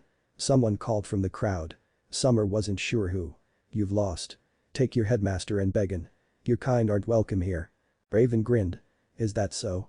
Omen slid from its sheath with a soft hiss. I think I'd like to go a round or two with your high leader first. Men and women and more than a few children shrank back from the sight of that bared bloody red blade. Summer sensed the mood shift too late. What was once a harmless crowd was suddenly well on its way to becoming any angry mob. Piss off, Huntress. We don't need your kind here. Yeah. Go back to the Vale, you lot. Make me. Raven remained, as ever, unfazed by them. Hey, Whiskers. You up for another round? Raven. Summer latched onto her arm. No. Bad Raven. No flirting with enemy. Red eyes met hers. Ain't flirting. It's for play. Same thing. Hey, hey. Naruto whirled on his people, presenting his back to them. Summer found herself tempted to attack him in the moment. What he said next caused that crazed desire to wither. None of that talk. I won't have you picking a fight where there's none to be had. No matter how you sliced it, this was a victory for Menagerie. Damn it, Oz. If they left now after a humiliating defeat like that, they'd be leaving in disgrace. More than a few Fronis had their scrolls out. Even if they tried to downplay Osmond's involvement, his foolishness. Menagerie's new CCT system would see this footage broadcast over the airwaves in hours. Her mind flailed and frantically she blurted the first thing that came to mind. What about us? Naruto lowered his fist, considering them with a weather eye. What about you? In her peripherals, she saw Tai and Crow frantically shake their heads. She ignored him. Don't we deserve a chance to avenge him? You do realize he's not dead, Huntress. Not the point. Raven grinned at her. Crow absolutely choked. Yang slapped his forehead. Yeah, definitely not her proudest moment. But what else could she do? The monster of Menagerie pivoted in place, turning to face her. Are you out of your mind? You lose. Probably. Again, what else could she do? There was no way out of this mess but through. If we win, you have to honor Osmond's terms. And what's in it for me when I win? The Lord of Menagerie clasped both hands behind his back and tilted his head, regarding her team as one might a pack of harmless kittens. She hated it. His words Moresso. When, he'd said. Not if. As though it were a certainty, and it probably was. Why should I even bother to entertain you? You have nothing I want. Summer opened her mouth. Closed it now. Checkmate. He had her. She had nothing to offer him and he knew it. Raven saved her. Then tell us what you want. Simple, no. He rolled his eyes. I want to be left in peace. Bullshit. Her grin grew. I know your kind. You want problems, always. Do I? He quirked a blonde brow, neither amused nor angry. And what makes you say that? I know your kind. You're a warrior. She thrust a finger at him, pointing his way. You weren't made for peace. Summer expected a sputtering denial, a disagreement at the very least. She wasn't prepared for the rusty sigh that followed. Be that as it may, I'll say it again. What could you possibly offer me? Raven got an odd look in her eye then, one Summer knew all too well. Rather than retort, her partner sashayed forward, a visible swing in her hips. Naruto thrust out an arm to stop her halfway. It didn't prevent her from leaning up to whisper something into his ear. Summer didn't hear what was said between the two of them. But whatever it was got his attention. His eyes flashed. He whispered something back to her and more than one Fronis in the crowd perked up. Blast their enhanced hearing. She wished she could hear them. Crow must have thought the same. Because he looked like he'd swallowed a lemon. The hell are they talking about? Yang folded both arms before his broad chest and shrugged helplessly. Your guess is as good as mine. Summer had a sinking suspicion as to their topic, but she daren't say it aloud. Well? Raven stepped back abruptly, smiling like the cat that caught the canary and slaughtered its entire race. She offered Naruto her hand. Do have a deal. Naruto reached out and all but crushed her palm in his grasp as he shook her arm. You'll keep your word when you lose. When is it? For crying out loud. What the hell had she promised him? You shouldn't underestimate us. Who said anything about underestimating? I promise I'll make your defeat a clean one. Her partner's smile became a shit-eating grin. Promises, promises. Summer slapped her hindquarters. Raven. Stop. Flirting. Never. You needn't sully your fists with them. A red-deeded woman with horns stepped forth from the crowd, blue eyes blazing. Let me fight them for you. Raven scoffed. Hell no. Anna, no. Naruto agreed. You can't. She glowered at him. Are you calling me weak? Naruto quirked a blonde brow. In a 4-on-1 fight. Very much so. You're not ready. The Frontis woman glared sullenly at him. I have aura. You're one of the few on this island who do. All the more reason not to risk you. I can handle this. No, you can't. I'll be fine. They won't hurt me. Summer thought that seemed to rile her all the more. Now she looked fit to draw the sword at her side. What makes you so sure? If their headmaster couldn't beat me, what makes you think they can? She flung up her arms. There's 4 of them for God's sake. He patted her arm. Then it's a fair fight. Understood. 7 minutes. He rolled up his sleeves and ran a hand through his dirty hair. 7 minutes is all I can spare to play with you. I'm going to be entirely honest. Her friend made me an offer I can't refuse. A peal of bitter laughter left him shaking his head. Come at me. He crooked his hand at them, beckoning. Your future hinges on this fight. Maybe you'll learn something. Crow drew his weapon with a tense smile. Maybe you will. I very much doubt that, Branwen. Then he was on them. Crow barely had time to raise Harbinger before the blonde crashed into him. Harbinger shattered like so much glass, leaving him clutching a ruined hilt. He was still balking at it when a hand closed around his startled face and smashed him down. Aura crackled and he slumped, out cold. He didn't rise again. Summer squeaked out a breath. Crow. Raven snapped into existence behind the blonde and swung Omen at his neck for all the good it did her. It shattered against his skin. Credit where it was due. She didn't make the same mistake as Crow. Even as her blade broke, she kicked back off the ground, slammed Omen's hilt into her dust sheath and leaped away. The very moment she retreated, Summer rushed in to fill the gap. Naruto clicked his tongue and swept her legs, sending her tumbling to the ground. Sloppy. She cursed herself even as she sprained her ankle. She knew she'd been sloppy rushing in like that, but what other choice did she have? If she hadn't, Raven would have joined Crow on the ground.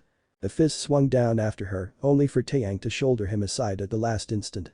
A mild frown of annoyance marred those whiskered cheeks. The blonde brawler latched onto his arm for dear life, trapping it against his ribs with one arm. The other reared back to deliver a devastating right hook to his face. You're not getting away this time. Every Frontis in the crowd gasped as one. Naruto took the punch on his right cheek and didn't budge. Didn't blink. His face barely even creased beneath Taeyang's fist. He turned the other cheek and smiled at Summer, grinning ear to ear. No aura. No blood. Not a drop. He didn't have aura. The realization chilled Summer. How did Ozpin lose to someone without aura? It just wasn't possible. Taeyang slugged him again. Naruto didn't flinch. Blue eyes narrowed upon him. Mediocre. He ripped his arm free, and quite suddenly, Taeyang found himself in the fight of his life.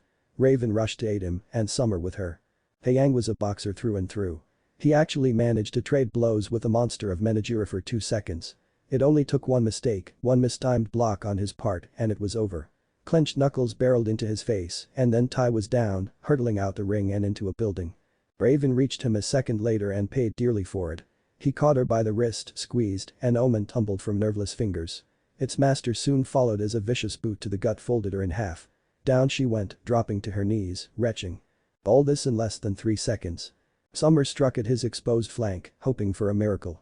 The god's destiny itself. Denied her with a harsh, resounding crunch. Naruto caught her axe in an open palm. A finger wagged in her face. Children should play with toys like these. He reared back and headbutted her. Stars burst before her vision. While she reeled, stunned, he decked her with a 1-2 punch, swept her legs again, and finished what they'd started. Down she went into the mud face first.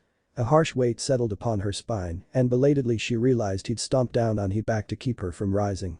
And you're done. Summer scowled into the muck. 7 minutes. That hadn't even felt like 7 seconds. Once more, the people of Menagerie rejoiced. Their jeers and catcalls left Summer red-faced, but none more so than Naruto when his boot left her back. She struggled up onto her elbows and found Raven sprawled on her side. Her partner was smiling. Grinning, even. Why? They'd lost. She should be furious, right? The pit opened in her stomach. Ray. Raven's smile didn't fade. Not a bit. What kind of deal did you make with him? Raven struggled up with a groan. The obvious one, of course. What else? You're going to unlock his aura, aren't you? Yup. That'll make him even more dangerous. Yoop. You can't be serious. Yoop. Raven smacked her lips loudly. I really hate you sometimes, Ray. Love you too, some. An aura monster. Raven proved a woman of her word, surprisingly. Truth be told, Naruto half expected her to cut and run after the thrashing he'd given Team STRQ. A cowardly huntress might have. But she wasn't afraid of him yet, and she hadn't. Raven had honored her promise in the teeth of her team's argument and unlocked his aura without so much as a word of complaint. She'd proven downright cooperative. Almost suspiciously so, really. Still, her bargain was kept. Even now fresh aura flowed through his veins at a breakneck pace, hot and heady, a rich current that simultaneously quickened his heartbeat and set his spirit soaring. He'd plenty strong beforehand, but now he felt damn near invincible. Was this what a huntsman felt like every day of their life? Aura was a grand thing indeed. He might even gain a semblance of his own by her reckoning. Who knew? Better yet, she taught him how to unlock the aura of others. That had won her some goodwill from the people of Menagerie and more than a few protests from her teammates. If he didn't know better, he could have sworn Raven was enjoying the chaos she stirred up. Perspective, as they say, was a funny thing. He hadn't realized how useful aura was until he had it himself. For the average civilian it was like night and day. Likewise, unlocking the aura of someone else was a tricky bit of business. One had to do it properly, or there were all sorts of painful side effects. Then you also had to know the right words for it. The right words, huh? He still hadn't found the right words to describe Raven. In all honesty, Little Miss Beacon's student was complicated. She wasn't an ally, but he certainly couldn't classify her as an enemy, not after what she'd done for Menagerie. She'd been quite happy to open a portal and heave Osborne right through after her day's teammates. It was a little alarming really, how quickly she turned her coat and offered to help him. Honestly, he wasn't sure if she was going to stay or not, or even if he wanted her to. Didn't stop her from mooching off his food, though. Especially the apples. Not a bad gig you got here. She sank her teeth into another, took a hearty bite, and grinned his way. Sorry. She swallowed quickly at his quelling glare. Good food. How long are you going to lurk in my office? Long as I like. Another bite came and went.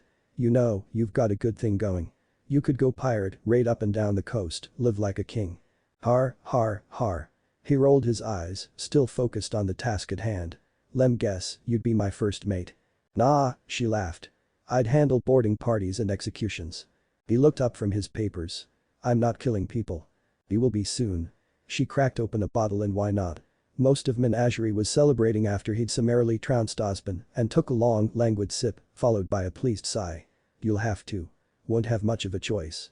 You've pissed off too many people, see. There's bound to be trouble and you're standing right in the thick of it. What are you gonna do, humiliate them all to high heaven and send them packing? The blonde brow rose in response. Her grin grew. You are, aren't you? I can neither confirm nor deny the veracity of that statement. Whatever you say, Whiskers. It's funny, though. She took another great big bite of her apple and flung herself down on his desk, trying to distract him again. She did not succeed. The old man kept muttering something about 50 years before I sent him back to Vale.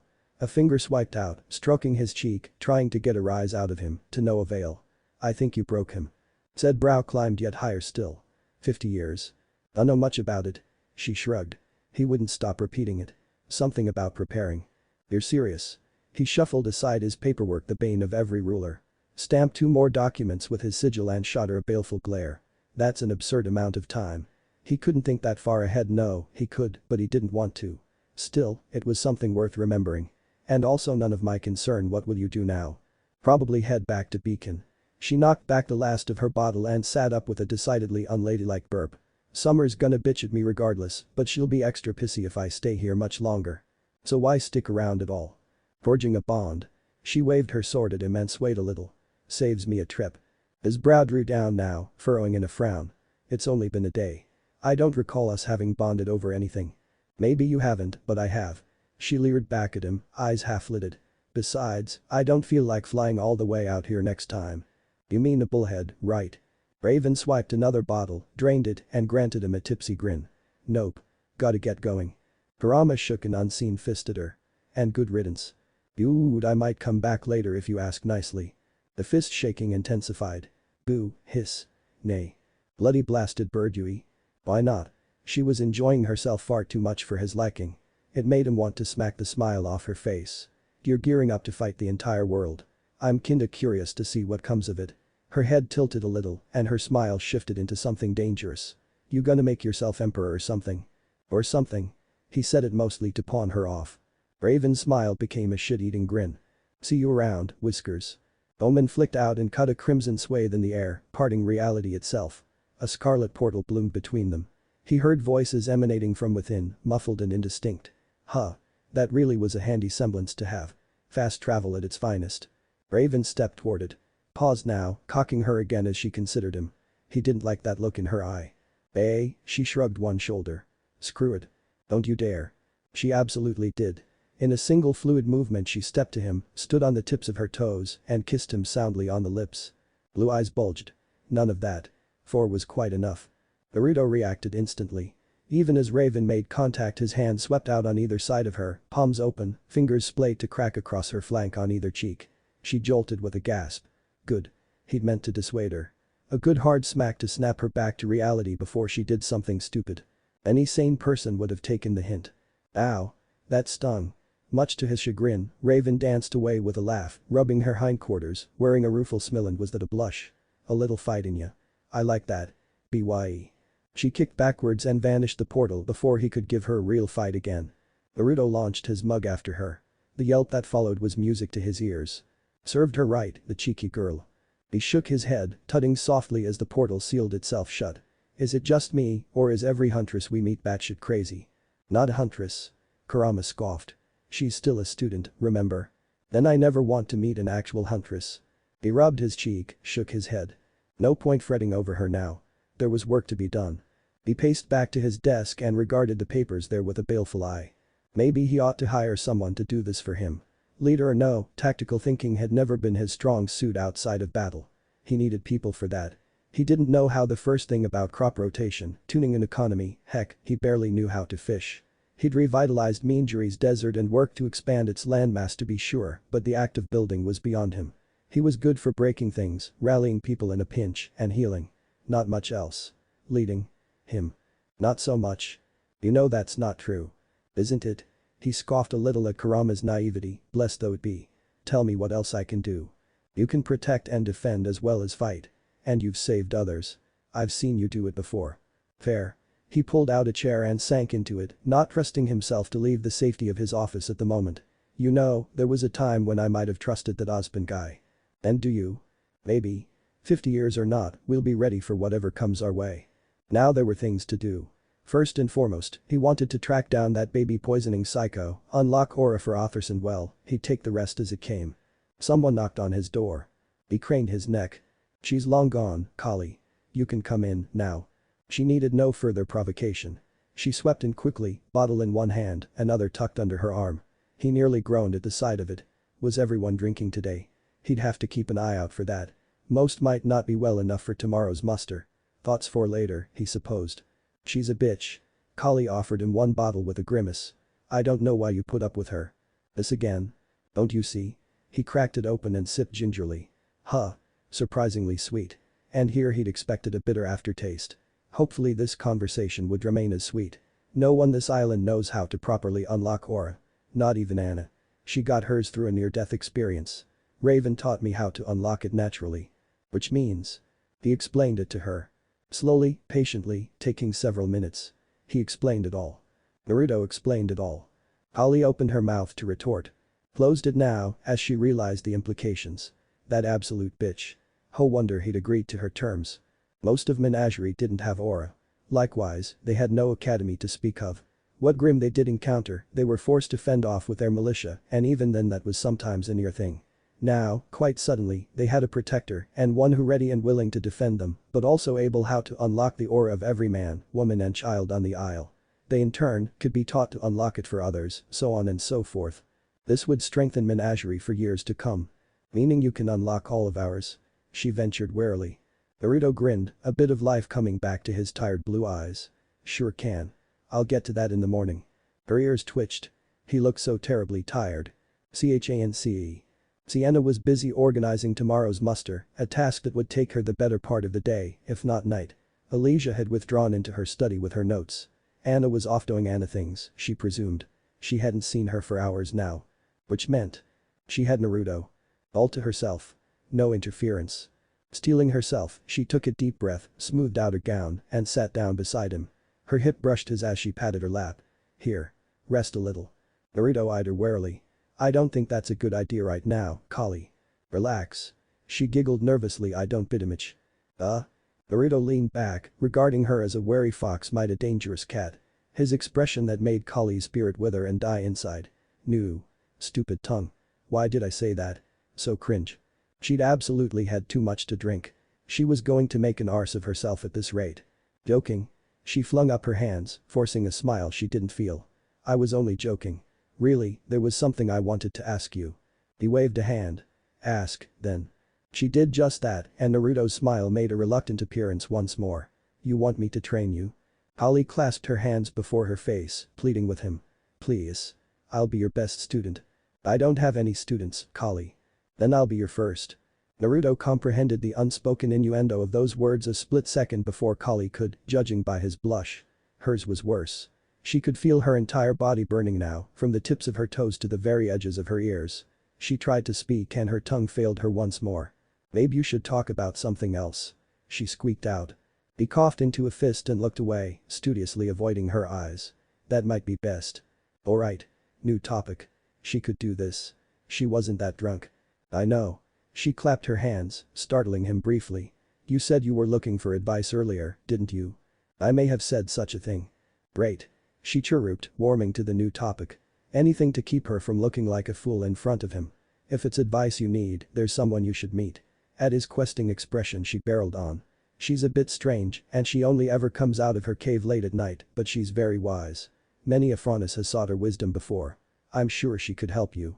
Her soon-to-be mentor quirked a blonde brow. So, she's nocturnal or something. What's her name? Midna.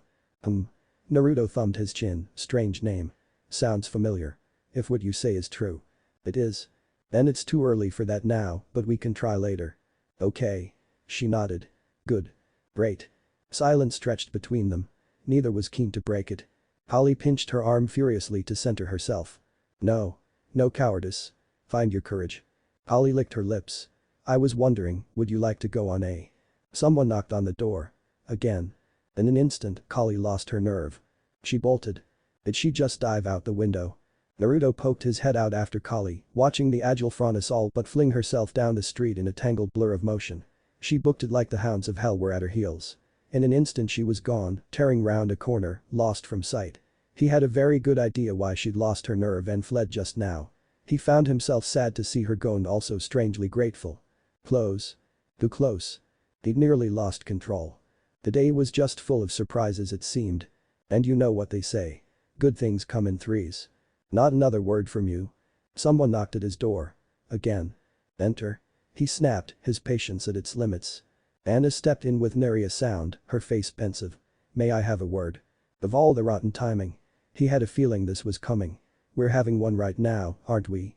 The stubborn swordswoman stared at him for a long moment, her gaze cutting through every pretense and preamble. He sighed and waved the door shut behind her and locked it for good measure.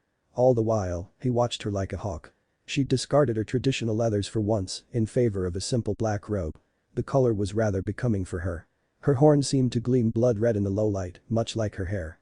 You're concerned. I am, he hazarded warily. Mostly toward her, but he wasn't about to say that. She planted a fist on her hip.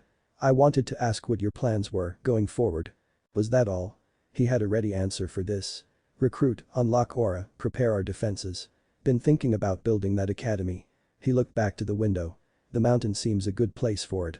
We can flatten the terrain there and build a campus. That seemed to please her well enough. Have you thought of a name for it? He hadn't, no. Does it need one? A nod. Every academy does. Still don't have one. I suppose there's time to figure it out. Oddly enough, his reluctance made her smile. You don't intend to take the fight to the rest of Remnant, then? Menagerie can't handle a full-blown conflict right now. Maybe in a few years. We have you. She pointed out. He shrugged. Sure, you have me, but what would you have me do? Destroy mountains? Flatten cities? No. Anna shook her head, baffling him again. Doing so would only make us more enemies than we already have. And if I had to choose between war or you, I'd rather have you. Corny. That's very flattering. He rasped a laugh at Kurama's remark more than her words, you're funny. The smile vanished. I did not speak in jest. Anna dropped her robe. And he saw. Wow. His brain fizzled and his throat closed. Black lace suits her after all. Well, Kurama rumbled softly. Wonder if the curtains match the ad. Shunting his irascible counterpart aside, he shook his head. Clothes back on, please. I meant what I said earlier. She stepped to him, uncaring of her state of undress, pressed the full of her body against his. It feels nice, doesn't it? She laid a hand against his chest, fingers tracing his skin. It was a struggle to keep his eyes on hers. I don't think this is a good idea. Then stop thinking. Her undergarments fell to the floor. Naruto gulped. You make a compelling argument. Do I? She tilted her head, granting him a good long loose at the creamy expanse of her slender neck and the bountiful treasure beneath. I happen to think it an excellent idea. Shall I sweeten the deal for you? Quick as a flash she darted behind him. Warm lips brushed the outer lobe of his ear as she spoke. Would you like a son? His imagination went wild. In an instant he saw everything she offered and more. A little rascal of a redeet in black getting into all sorts of trouble under his watch. He would have his blue eyes alongside Anna's flaming red hair and dark horns. He would be the best of both of them and want for nothing. He would change the world for the better. The son. His son. Their son. Never in his life had he wanted something so badly and never known until he was offered it. The idea of being a father was intensely appealing to him. Any child of his would be raised right. They wouldn't suffer the same pain he had nor would they be set aside and neglected. And they would be strong. By the log they would be strong. Chakra and aura, the best of both worlds, trained by a true sage. A swordsman beyond compare. The world would be their oyster. A sea of endless possibilities spun out before him, deep and true as the ocean blue. Anna must have seen the glimmer of glee in his smile, because her own grew. Do I have your attention now? She could have pounced on him then and there. He would have gladly let her have her way with him in that moment. Instead she danced out of arm's reach, fingers trailing his, and dangled yet another possibility before him like so much bait on a hook. His gaze followed her, raking across her backside. I've even thought of names. The sway of her hips as she walked away was downright hypnotic. Would you like to hear them? She turned, pulling the blinds down over the windows, then sealing the shutters over them for good measure. Adam for a boy, Eve for a girl. I wouldn't be opposed to twins. A rusty laugh burst from him. Isn't that a little on the nose? She turned back to him, one arm over her breasts. That's half the fun.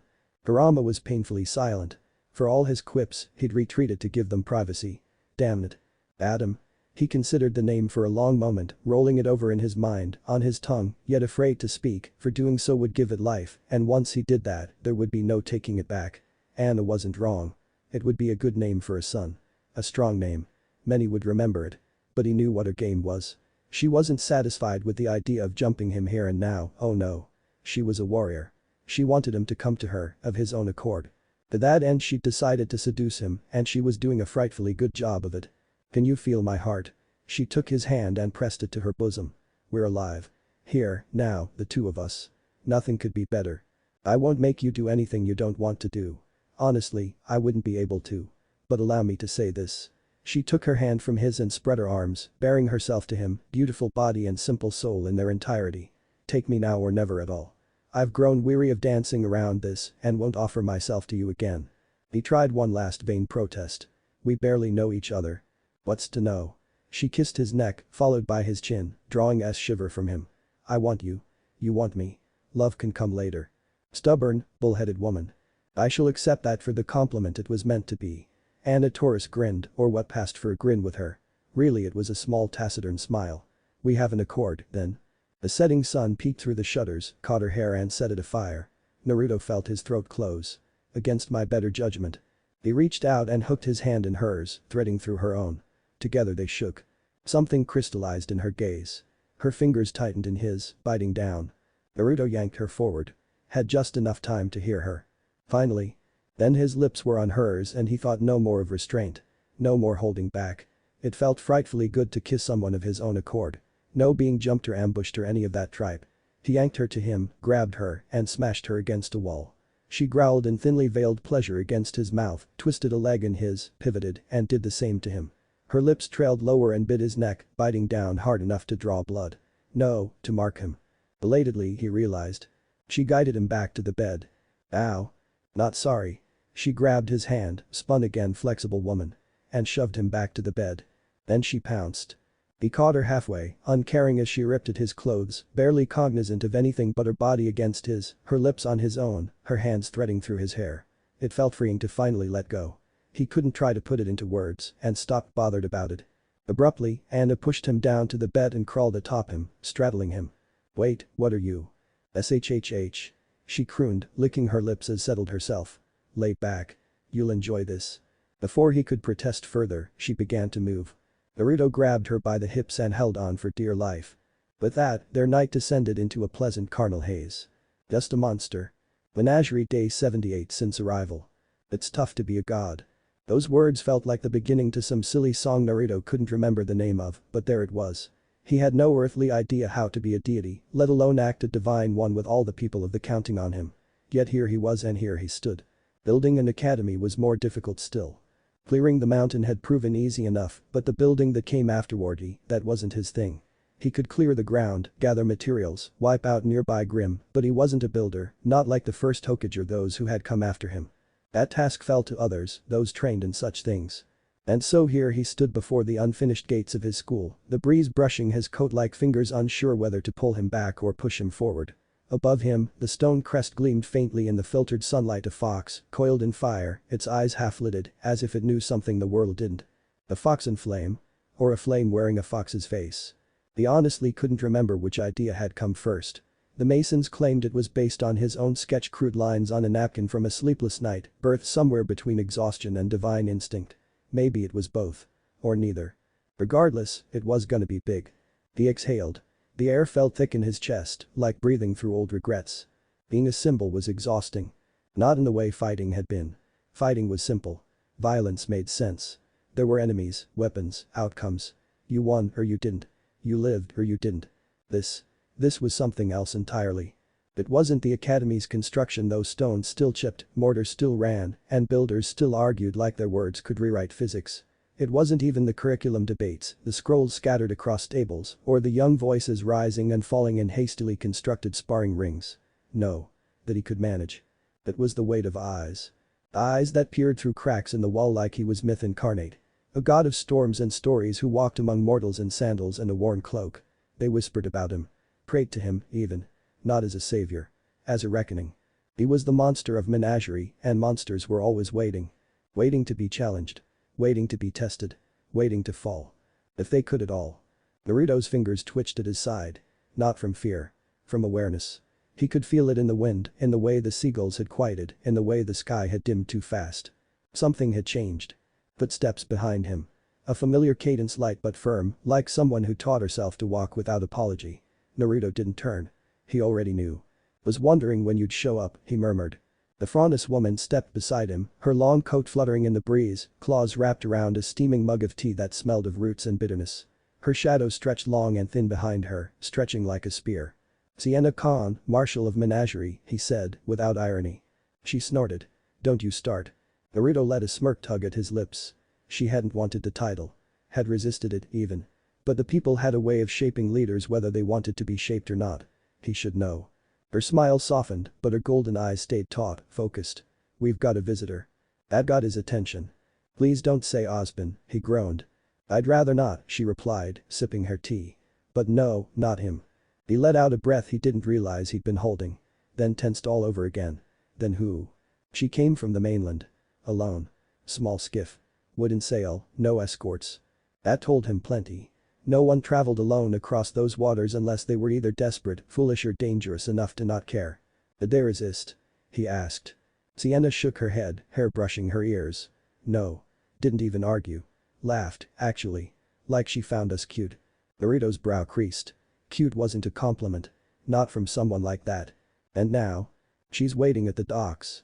Asked for you by name. Of course she had. Naruto closed his eyes. Felt the pressure gather again behind them.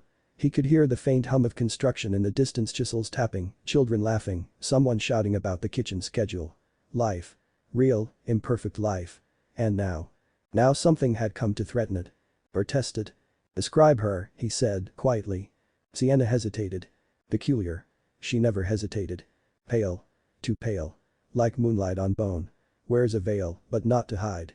Just to unsettle. Her words are sharp. Not loud. Just sharp. Naruto nodded once. He had an inkling what this was about, or rather, who. After all, he'd already been paid a visit by Osbin, disastrous as that meeting had gone. This, then, could only be one person. Salem. The name felt like ice cracking in his mouth. Sienna didn't confirm it. Didn't need to. Whoever she is, she said she wanted to talk, Sienna muttered. Just talk. Did she say why? Sienna turned to him, then really looked at him. Her gaze wasn't the gaze of a follower, or a soldier, or even a friend. It was the gaze of someone who had bled, and crawled through worse than hell and still came out with scars that didn't beg for pity. She said, Sienna began slowly, that she was curious. Naruto blinked. Curious? She said she heard about your little academy. Said she's not here to fight. That, in her words, Ozpin's embarrassment was worth crossing the sea for. He would have laughed if he wasn't so damn tired. Of course. Of course it would be about him. Naruto pinched the bridge of his nose. So this about me, then? It always is, Sienna said. For once, she didn't sound sarcastic. Naruto looked back up at the gate. The flame fox still stared at him, inscrutable. Was it mocking him? Warning him? He let the silence settle like dust. Kurama was well and truly silent for once, perhaps sensing the severity of the situation. With reached for his cloak, slipping it over his shoulders. Tell Anna to keep the little ones indoors. Tell Kali to put her best men on the wall. Quietly. No panic.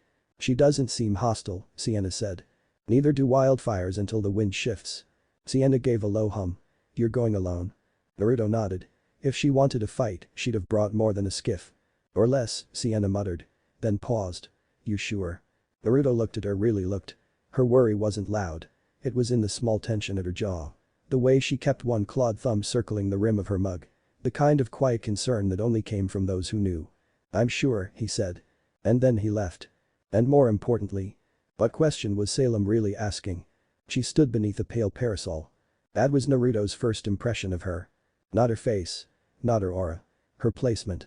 Like a deliberate brushstroke on an unfinished canvas. The parasol shielded her from the sun but not from attention. She stood dressed entirely in black, uncaring of the sweltering heat. Not merely the black of mourning or battle, either. The black of theater. Of rituals. Of someone who knew exactly how they were being seen. Her presence was wrong. Not loud. Not violent. Just wrong. Like a mirror that reflected too many versions of yourself. Like a dream you half remembered until the screaming began. Even the guard seasoned fighters, faunus and human alike, had pulled back. Not from fear. From instinct.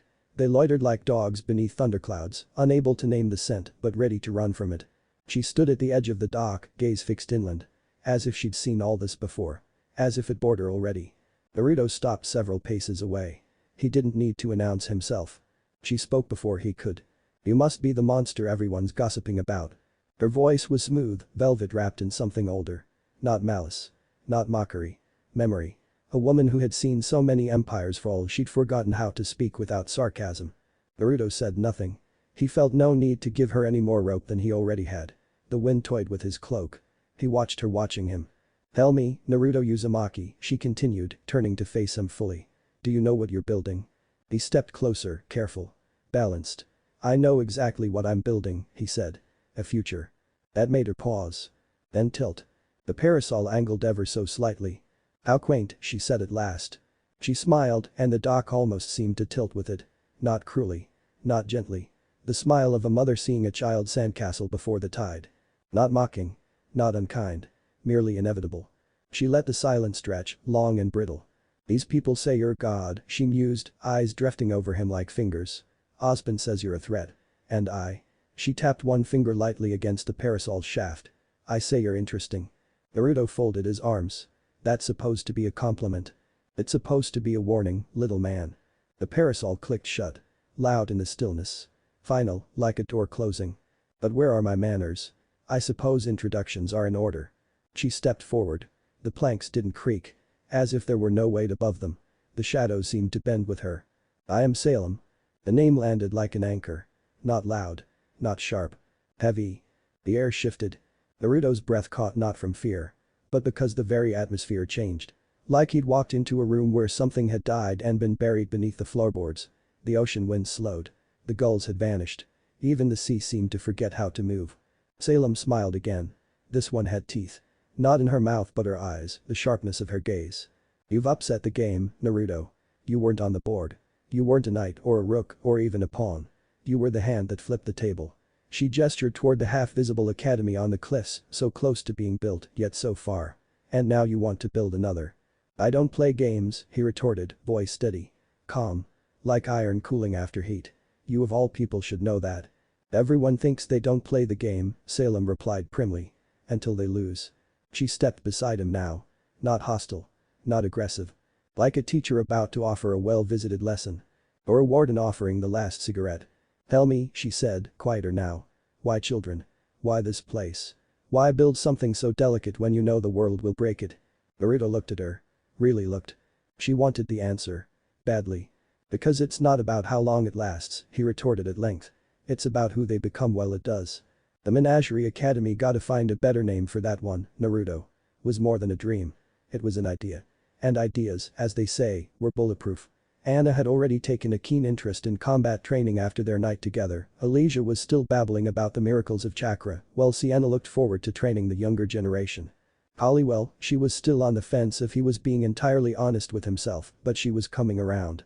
So long as he was careful with the miracle of chakra, everything would be fine. He would make it so. Salem stared at him for a long moment. At length, she finally blinked. "Just the once." "An idealist," she whispered. "No," Naruto retorted instantly. "A realist who refuses to surrender." Salem tilted her head. Studied him. Like a mathematician meeting an equation that shouldn't work but did anyway. At length she turned, the wind catching the hem of her cloak. "This world is broken, Naruto Uzumaki. Ospen tries to patch it. Ironwood tried to fortify it. I simply wish to end it. For an end. And I want to change it." She scoffed. "You can't change what was never whole." He didn't answer. Because she believed that. And the real battle was always belief. "This academy of yours," she said at length. "Will you show me it?" He really shouldn't. She might become an enemy someday. But if he could change her mind. If she could be turned, wasn't that worth the risk? He wouldn't mention chakra. He was hopeful, not naive. Salem walked through the budding academy like she owned it. She didn't strut. Didn't leer. Didn't even carry herself with arrogance. No, she moved like authority incarnate, calm and deliberate, as though the walls recognized her, as though the floorboards had been laid with her arrival in mind. Naruto hated how composed she was. She wasn't the apocalyptic figure Ospen had described. No flaring aura, no withering curses, no eldritch wrath. Just polite curiosity wrapped in centuries of poise. That made her more dangerous. She passed through scaffolding and stone, her fingers trailing along fresh paint and rough wood with the intimacy of an archaeologist inspecting ruins before they fell. She stepped into unfinished classrooms with an elegance that made them feel small. Her gaze lingered on chalkboards still wrapped in canvas, on bare bookshelves, on yet-to-be-mounted sparring rings. "This one will collapse," she said, tapping a support beam. "Too much pressure at the joint." Naruto didn't respond. "Teaching Frontis children to fight," she said after a moment, voice light. "And think. Bold." He bridled a little at that. "They deserve the tools to shape their own destiny." Salem paused. Turned. Her eyes caught his like a hook beneath the skin. "And you intend to be their smith?" He didn't blink, but rather clasped both hands behind his back. "I intend to give them the forge." That made her smile. Soft. Almost maternal. The kind of smile one gave a child for trying to lift a sword far too heavy. "Do you truly believe knowledge alone can change the world?" "No," Naruto said. "But it's the first thing tyrants burn." The words landed with quiet weight. That earned him silence. Not a dismissive one. A thoughtful one. Salem looked around the half-built hall. Sunlight trickled through slats in the ceiling. Dust caught in golden beams. Outside, someone shouted in Mistrali over a dropped beam. Inside, only ghosts and philosophies danced. "You aren't like Ospen," she said finally. Naruto tilted his head. "He hides behind truths no one understands," she continued apropos of nothing. "Layers them in riddles, cloaks them in martyrdom. But you believe in your own story. You speak it plainly. I wonder how long that will last." Naruto met her gaze head on. "You here to fight me, Salem?" The lesser being might have flinched. Or laughed too quickly. Salem smiled. Slowly. "No," she said at length, her voice a lullaby wreathed in ash. "If I wanted a war, you'd know. I came because Ospen sent spies after you. Because he's terrified you might be something he can't control." The words were a whisper, not a threat, but close enough to draw a raised brow. "And you're not trying to control me?" "Of course not," she said smoothly. "I just want to watch." He frowned. "Curiosity?" Salem's grin sharpened. "That and I thoroughly enjoy watching Atlas eat its own tongue." Her eyes sparkled with cruel mirth. Ospen's envoy blundered. "You humiliated them." The footage spread. The people cheered. Now the world whispers of a messiah walking among monsters. She turned, arms wide to encompass his great works. "I couldn't have orchestrated a better act of theater." Naruto's jaw tightened. "I'm not a messiah." He said it like a curse. "I'm not a god." "No," Salem agreed. "You're a monster. Remember?" She turned back toward him, parasol resting against her shoulder once more. "But you're a popular one." Her voice dropped lower, darker. "The way shadows fall across a blade just before it strikes." And popularity, Naruto Uzumaki is a very dangerous kind of power. Silence stretched between them anew. She said at length. In the interest of fairness, I have something to share with you. Ali watched Naruto converse with the pale woman from afar. She didn't like her. She felt wrong. This was a bad idea. They stood at the edge of the cliffs. The sea below muttered like an old god dreaming in its sleep, tide rumbling against jagged stone, white spray catching the starlight like falling glass. Night cloaked the world in a velvet hush. Menagerie, the half-built academy behind them, had gone quiet, its lights dimmed, its voices stilled. Even the wind, so constant on these coastal heights, had drawn back like it too was holding its breath. Salem stood beside him, parasol folded at her side like a priestess holding a censer. Not close, not far. Just near enough to be unsettling. She didn't move. Didn't blink. She might have been carved from smoke and shadow, a relic from an older age, an age that still whispered in the bones of the world. Naruto didn't speak. Neither did she. Not at first. Time passed in the way it often did around her, slowly, then all at once. At last, she broke the silence. Her voice was soft, but it carried. The kind of voice that found its way into dreams. In 50 years, she said, the god of light will return. Naruto turned. Sharp. Immediate. God of what? You truly know nothing, do you? She tutted once, shaking her head. Suffice to say he is a danger to everything you're trying to build. Your actions brought this on. And with his return everything you wish to build will be set aflame. He may even return earlier if he so wishes. Gods are fickle creatures, prone to lashing out when they feel wronged. I still don't understand. Your ignorance shines through yet again. Here at last, she frowned but a little. There are two of them. Light and darkness. The latter cares not for us. But the former. She told him what they were. Naruto wished she hadn't. By the end he was reeling. Still he scowled, not quite trusting her. You're sure? Of course I'm sure. Her smile was faint. Ospen knows it too. He believes he can prepare remnant in time. She let out a breathless chuckle, bitter, brittle, and infinitely tired. You know, she added, he asked me to help him. Naruto blinked. And? I refused. She gazed out toward the horizon, where stars shimmered like dying embers. Because he doesn't understand people. Nor what I want. Not really. He hides truth behind grand designs, behind sacrifice and shame. He trusts systems. Patterns. Cycles. Her fingers flexed slightly around her parasol's grip. But her voice dipped. Then she looked at him. Not with mockery. With curiosity. You're a fool, she said, with fire in your veins. Naruto arched an eyebrow. Thanks. And fools, she continued, stepping just a fraction closer, change things. The words lingered. Not like a threat. Like prophecy. Naruto inhaled deeply, letting the salt air fill his lungs. You warning me again? He asked. Salem tilted her head. No, she said. I'm inviting you. His brow furrowed. The what? She studied him for a moment. The way one might study a spark in the dark, wondering whether it would vanish or ignite something vast. Then, at last, she smiled. A slow, final thing. Not cruel. Not kind. Just real. To survive, she said. And with that, she turned. No drama. No magic. Just the quiet rustle of cloth and a trail of night that seemed to bend slightly in her wake. She left him standing there for a moment before he followed. In short order, the self-proclaimed queen walked back to her skiff. Bearing the poise of a queen who'd already signed the death warrant but wanted to see the condemned stand tall anyway. Just before stepping onto the boat, she paused. Looked over her shoulder. One more thing, she said. Naruto tensed. Stop with the veiled threats already. You don't scare me. She laughed. Not mockingly. Warmly. I know, she hummed. That's what makes you dangerous. The skiff set off, and belatedly, he glimpsed a series of dark shapes in the waters beneath it, a series of small creatures carrying the tiny craft amidst a swarm of small bodies. He glimpsed a score of sullen red eyes in the deep. So many. His own widened once he realized just what he was looking at. Salem saw his shock and smiled. It was not a nice smile. Too many teeth. I wish you good fortune in the wars to come, Naruto Uzumaki. So speaking, she sketched a little curtsy from days long past. Train your students. Marshal your army. Do your best to survive everything Remnant throws at you. And with luck, we may yet meet before the end. Then she was gone, carried away against the current by her grim. In a matter of moments she was little more than a dark speck against the horizon, then not even that. At length, the tide came back. The birds returned. The sea remembered its rhythm. Naruto remained where he was, standing there, silently. Beneath a sky that suddenly felt a little too wide. Watching the horizon. After Salem vanished into the dark, Kali approached. She didn't speak at first.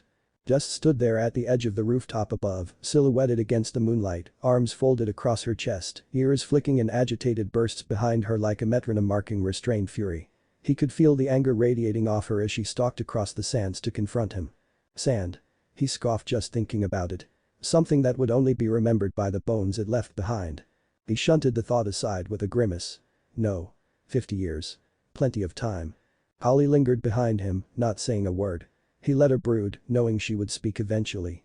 She always did. It was her way. She wasn't bullheaded like Anna, not intensely curious like Alicia, nor a proper leader like Sienna, but she had heart. Something those three lacked. They'd need that in the coming days. When she did speak, her voice was quiet, tight with restrained emotion. You let her go. Naruto didn't turn to face her. She didn't attack. He heard her hiss. She's pure evil. She was curious. That's worse. She leapt down, graceful and silent, landing beside him with a whisper of displaced air. Her expression was sharper than the night wind, all regal fury and maternal dread. You don't invite a storm inside because it knocks politely, she said. You don't negotiate with the thing that turns cities to ash. Naruto said nothing. The cliffs rolled on before them, black sea beneath silver stars, the academy quiet behind them like a breath being held. Holly's voice softened but lost none of its weight. She's killed people like us for centuries. She's watched people like us for centuries, came the counter. And we keep proving her right. Holly's jaw tightened. You think she's right? No. He finally turned to regard her, eyes hard but not unkind. But I think she's prepared. And if we want to survive what's coming, we need to be more than angry. We need to be ready. Holly looked away, ears flattening atop her head.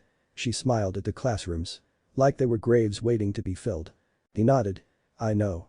She called you a fool. She's not wrong. She called you popular. Yes, she hadn't she? That part worries me most. He let out a slow breath and looked out again over the courtyard bathed in pale moonlight. Over the quiet dorms. Over the training grounds that would one day echo with the clash of wooden swords and iron ideals. Over the faint laughter of children not yet broken by the world. She's right, though, he said, voice low and distant. I am building something. Holly's voice was just above a whisper. And if she tries to burn it down?